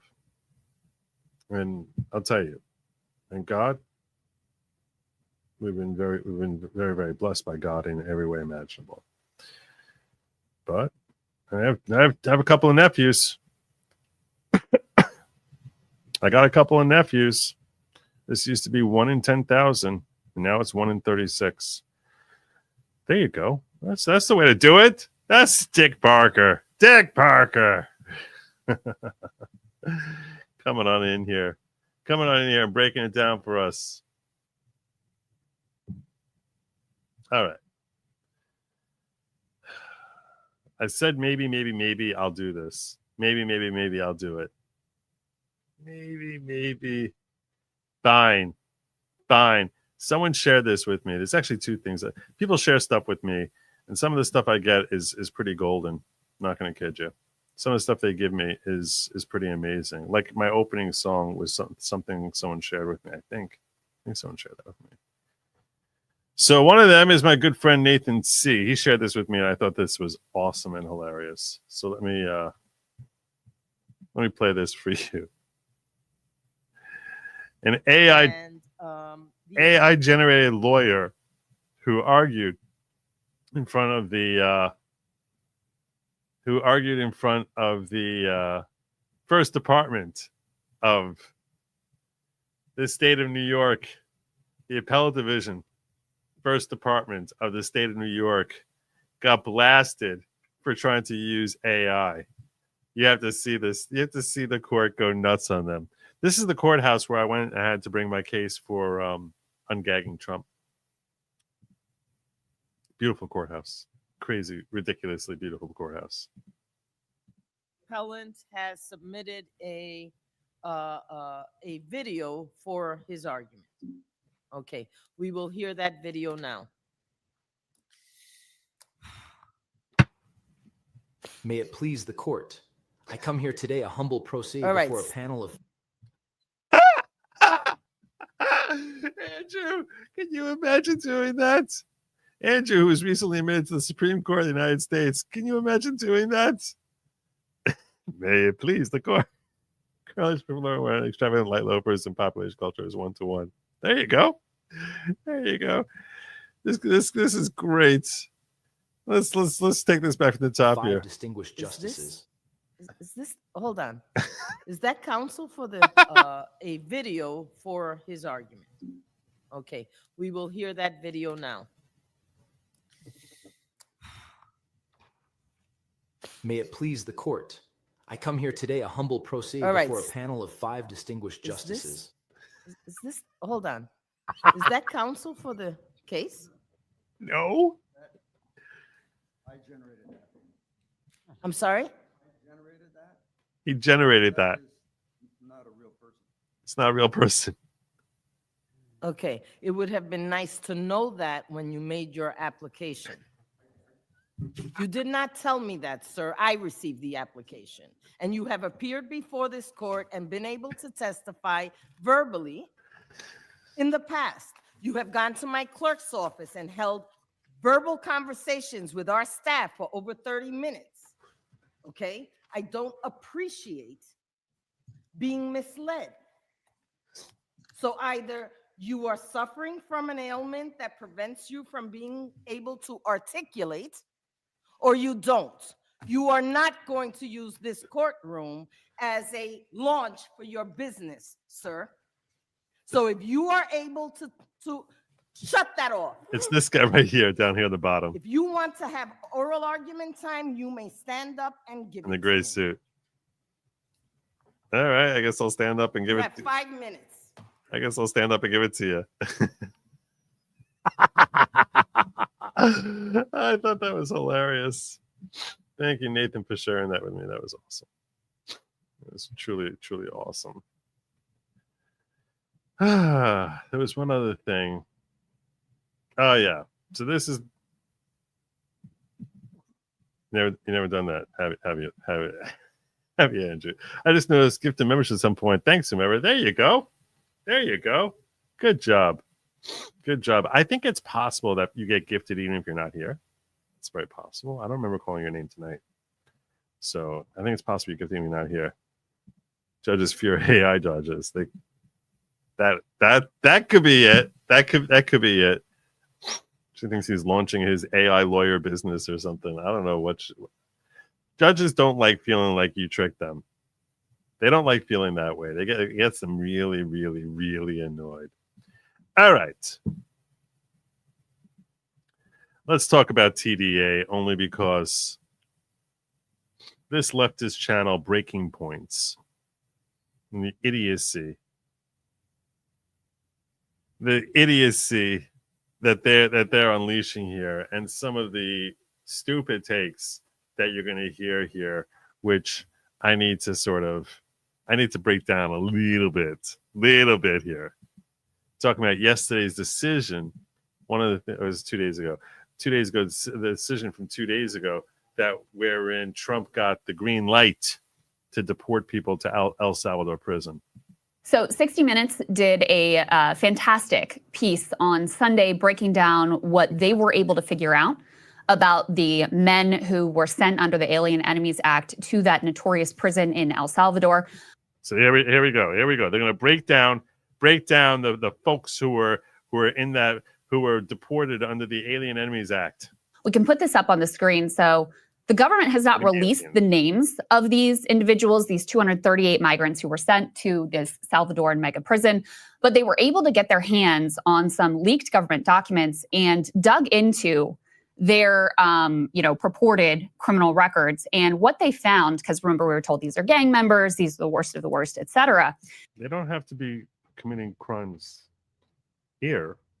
They don't even have to be prosecuted anywhere to be gang members. This is part of the flaw in her thinking here. What they actually found is that for 75% of these Venezuelans, they had no criminal record whatsoever. That doesn't matter. That doesn't matter. If someone is a gangbanger in Venezuela and they showed up here 4 months ago, so they haven't had a chance to go on a killing spree yet, that's someone we should want here? How is that even remotely relevant? There were about 13% that they were not able to determine. And for the remaining 22%, they did have criminal records, the vast majority for things like theft, shoplifting, and trespassing. So vast majority. We're gonna glom over the ones who were far more violent than mere theft. But let's just skip right past that part of it. Who cares? The point is, if they're part of TDA, then I don't care if they've committed crimes here yet or not. Who cares? Should it not be enough that they're illegal aliens? Should that not be enough? It's not a lawsuit. No, it's not going to be a lawsuit. That guy has no lawsuit there. At the same time, we can put these images up on the screen. They delved in particular into the case of Andre. He is the gay makeup artist. Of course he is.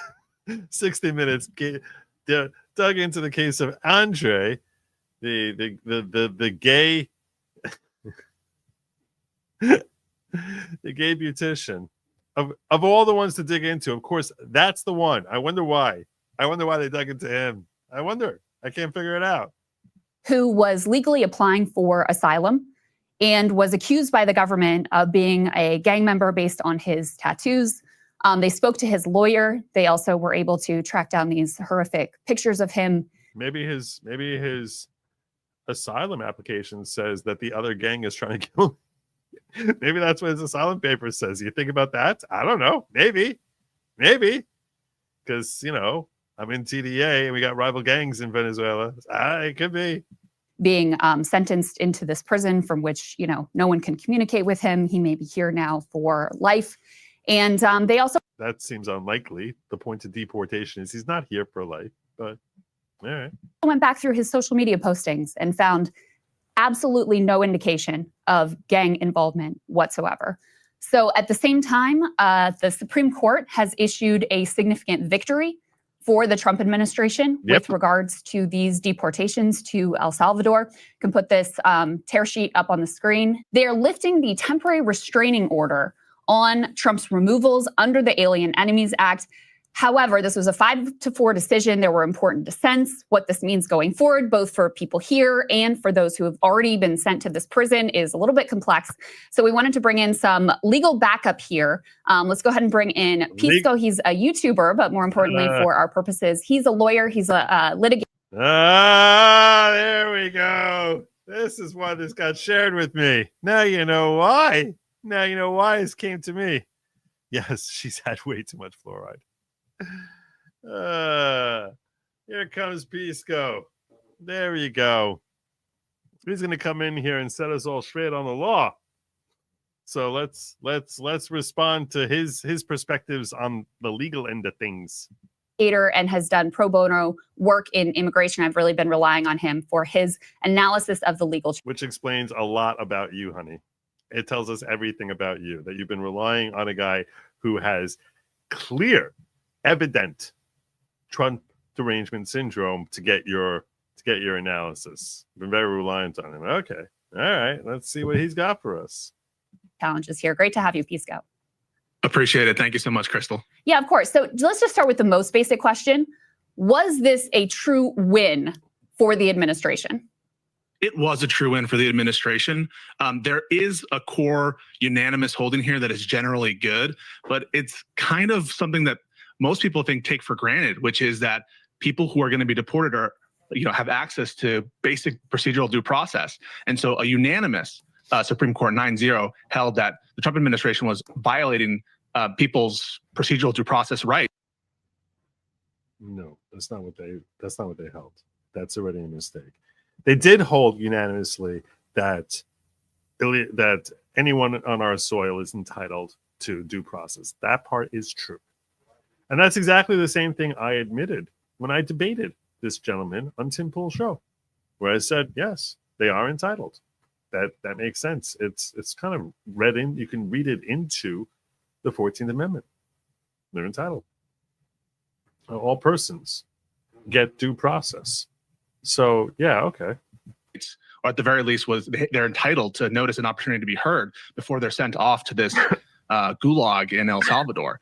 But at the end of the day, the temporary restraining order, which was protecting a lot of these migrants, were in fact vacated by the Supreme Court. And that's a wah, wah. Oh, no. It was vacated.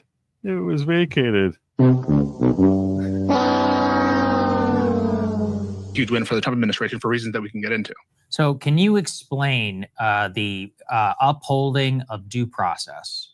As I understand it, it is a different way that they can apply for scrutiny. There was, what was it, the Administrative Procedures Act, and instead they rule, the Supreme Court says that there must be an access to habeas corpus, but in the jurisdiction of where they're being held. So just translate the things that I just said into something a normal person can understand.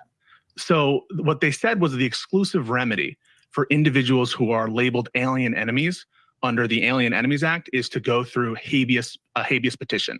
And habeas corpus is Latin for produce the body. And it essentially it's a specific kind of old writ that has traditionally been used in these kinds of cases where people will be allowed to challenge whether they in fact are alien enemies. And the court actually said, maybe even suggesting they could challenge the proclamation as a whole and contrast. That's less along the lines of what they said, but that to the Administrative Procedures Act, which is what some of these a remedy for a lot of these sort of agency type actions trying to strike down large agency action. And under that procedure, they could apply kind of on the general policy as opposed to an individual petition to sort of attack broad policy that the petitioners think is unlawful. And in that situation, you could file in DC. The ultimate effect of this, you can't file that in DC anymore, is you're going to be funneled into all of these pro-Trump courts in Texas and Louisiana and the Fifth Circuit. No, you're not going to be funneled into these anti-Trump courts. That's the key. You're not going to be funneled into the anti-Trump courts. Pro-Trump. Where they're a lot less willing to, give these detainees the time of day than in DC or New York. Okay. So let's talk a little bit more about this because Breck Nichols is correct. Electrolytes, it's what plants crave. It's what plants crave. I think this piece is really important because on the one hand, you go, okay, well, they said the Trump administration can restart these deportations under the Alien Enemies Act. On the other hand, all 9 justices said, what you've been doing is illegal because the administration... Nope. That's not what they said. That's not what they said. No, they didn't, honey. You really see, you just want to sort of like ruffle her hair. No, sweetheart. That's not what they said. They said they're entitled to due process. Now, were they denied due process? Were they? I don't know. Maybe they were. Maybe they weren't. But the court didn't opine that they were denied due process. They simply said they're entitled to due process. But if you want to move for due process, you got to do that in Texas, where they are. Position was no due. None of them said that it was illegal. No, that's not what they said. Process whatsoever. Stephen Miller's been very vocal about this, Kristi Noem, et cetera. No due process. Supreme Court is saying unanimously that is not correct. You have to offer what they describe as quote unquote reasonable notice and opportunity to file habeas corpus lawsuits in the jurisdictions where they are being held.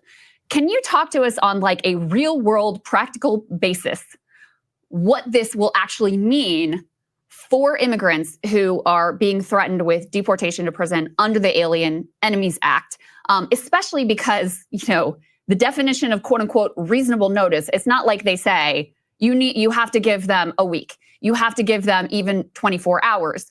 They're leaving it up to the administration to define what, in their view, is quote unquote reasonable notice. Yeah, you totally hit the nail on the head. Like on the formalism of it, it totally makes sense, right? That this would be a great holding, right? They're holding that you have procedural due process rights. You have a notice to be heard, an opportunity to be heard, and you have the right to notice. Which, by the way, the Trump administration was in court arguing that we don't even need to tell their lawyers where they are. So on that basic premise, you would think, wow, it's a great holding. The problem is we're living in the real world, and the reality of the situation is the Trump administration is already running the government on emergency basis. You can see this with the tariff situation where they're declaring fake emergencies, and they're to invoke this limited kind of fake emergencies. It's not a fake emergency. If you don't think that our crisis is you're in the very small minority who doesn't think that we have a crisis of being illegally overrun here with illegal immigrants. Tariff authority to have these broad standing tariffs. And the same thing is true with respect to immigration, that you can't rely on this administration to be good faith about this situation and actually give them their habeas petitions that they seem to admit that they're owed, right? One of the lines that the majority of the per curiam decision relies on is the notion that the Trump administration admits things need to change 3 years ago. That these people are allowed to have habeas petitions, but that right is meaningless if you're throwing them onto a plane and kicking them out of the country before they have a chance to like hire a lawyer or talk to their family. You know, most of these people probably don't have access to lawyers. Most of the people who were actually deported unlawfully, now that we know from the Supreme Court, didn't have an opportunity to have a real chance to file a petition. The problem is, of course, is the government's interpretation and the Trump administration being bad faith, and they're going to interpret. See, this is who they bring on. Someone who thinks that everything Trump does is bad faith. It's bad faith to say that we've been overrun by illegal aliens. Okay. Try show of hands on that one. Who thinks that's bad faith? Reasonable to mean, who knows, a day, 30 minutes. This administration is, willing to do whatever it takes to get their agenda done. And you saw as soon as the decision came down, Stephen Miller is saying, we're starting the planes right now. We're going to deport them right away. And so that's the big problem, is that we live in the real world. And in the real world, all of these cases are going to go to Texas in the Fifth Circuit, where they're not going to be as sympathetic. And we have an administration they're not going to be blindly anti-Trump the way every judge we've seen in the Northeast has been. Not going to be, inclined to give them their actual due process rights. And right now, there is no order directing them not to do so. It's just like the general opinion of the court that they're not supposed to, violate. What is the practical meaning of reasonable time? Like, let's say, compared to a criminal justice proceeding or a normal deportation hearing. Yeah, when you say what the practical meaning is, like what, obviously that's a term that is being said to the government. I assume they can interpret it to some sort of standard. What does it normally? It depends on the context. This is why. So, what does it mean in this context? I don't know, 10 days, 20 days, 30 days. He's probably going to say 60 days, but. They look like. Yeah, so it's like in the law. If you've ever seen that, the picture of Atlas holding up the world, and the underneath it, it's like the word reasonable. And so I can't define in strict contours what the exact amount of time is. In a typical case to respond to a complaint, it's a matter of weeks, 2-3 weeks, a month to respond to like a civil complaint or something like that. Sometimes a bit longer. And so I think that if you were to give these individuals some weeks, maybe a month to respond, I think that would be reasonable given the other kinds of general. See, I told you some months to respond. Let's give them 6 months. Sure. Litigation practices that we have and the other kind of time limits. But again, is there a strict legal holding about what reasonable means in the context of removal proceedings? The government also has access to expedited removal procedures in the context of the Immigration Nationality Act, where there's not much time at all, and there's not much procedure other than a hearing before an immigration judge. And so it's a good question, and one that we need to. And the INA is Immigration Naturalization Act is a really good guide as for what's considered a reasonable period of time. If you're going to follow something along the lines as to what's being offered there, you would think that the Supreme Court would recognize that that's a pretty good guideline for what Congress deems to be a reasonable period of time. So there you go.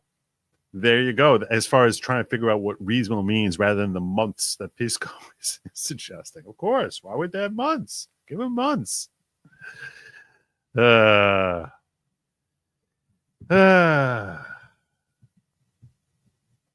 there you go. That's pretty much what I had for you today. Any questions? We got everything? Let me circle around, make sure I didn't miss anything here. I think I'm good though. I think I've been pretty diligent. Pretty diligent. Let me make sure I didn't miss anything here that I wanted to share also.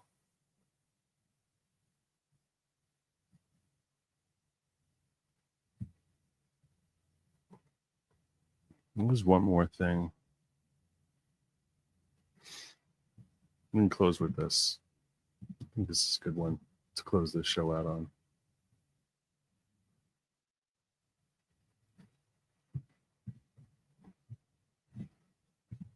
We'll close out with the left so frustrated. The left so frustrated with Trump's wins. And I'm just going to remind you that lab meat is for they, them. It is. It's not for you. It's not meant for you. Don't even think about it. Don't even think about it. I think there was this concern among some folks that Donald Trump would come in for a second term and kind of be a lame duck. He ain't no lame duck. If anything, he's a soaring eagle. What am I talking about here? Let's talk about Trump executive orders in 2025. He's already signed 111 so far. That is the most at this point in a presidency in at least 100 years. In fact, it's the most in any single year, and we're only in April, since Harry S. Truman in the early 1950s. The bottom line is whether you like Trump or you don't like him, you can't say that he's come in and not try to deliver on what he at least believes was his promises on the campaign trail, and he's doing so in historic fashion.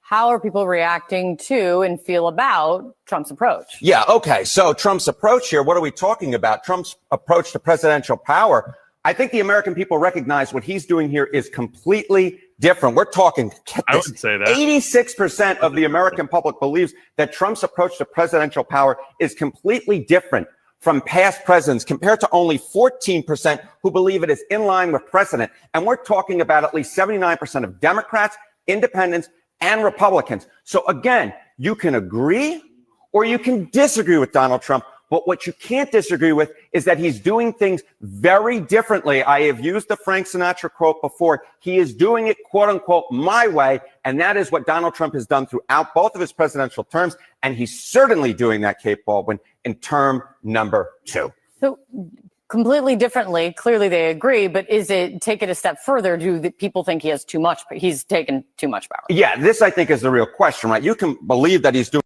Every time this guy Harry Enton is on, they have like basically the stilted dummy who's like the AI bot who's fed what questions to ask. And this is going to set up, okay, so then you're going to ask this question, because there's a lot of different questions you could ask, but he's got his cue card set up for the next poll that he has up there. So you could have asked, do you like the results? Are people angry that he's taken too much power? Are how in line is it with his, there's a lot of different questions. How in line with his promises are his executive orders? Something like that. No. She asked this question because it sets up the next card. This is what your role has been reduced to, honey. You're a journalist who's an actress.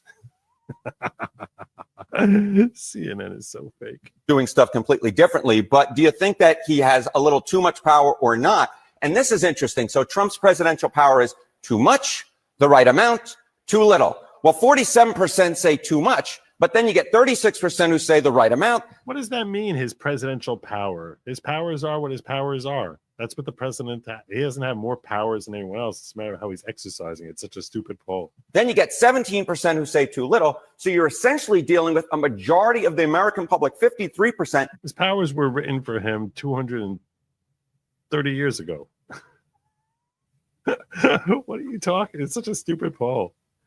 Who do not say that Trump has too much power. They either says he has too little power or the right amount of power. So the idea, that argument that Donald Trump is, quote unquote, a king, That I don't think holds with the American people. It does hold maybe with 47%, but with the majority of folk, they believe Donald Trump's doing something completely differently, and they don't believe he has too much power. And the executive orders he signed certainly suggest he's no lame duck. He is, as I said at the beginning, a soaring eagle. And that is what he is, our president, Donald John Trump, the soaring eagle. God bless him. May he continue to lead us in such a positive and healthy direction and use the insight, his God-gifted abilities, and his wisdom to lead us into an even brighter future, making America great again, healthier again, and wealthier again. God bless Donald Trump. Don't eat the bugs. Do not. And there's still some neocons left behind. They're going to tell you, eat the bugs. Don't eat the bugs. Don't eat the bugs. Good night, my friends. And as always, go on speed.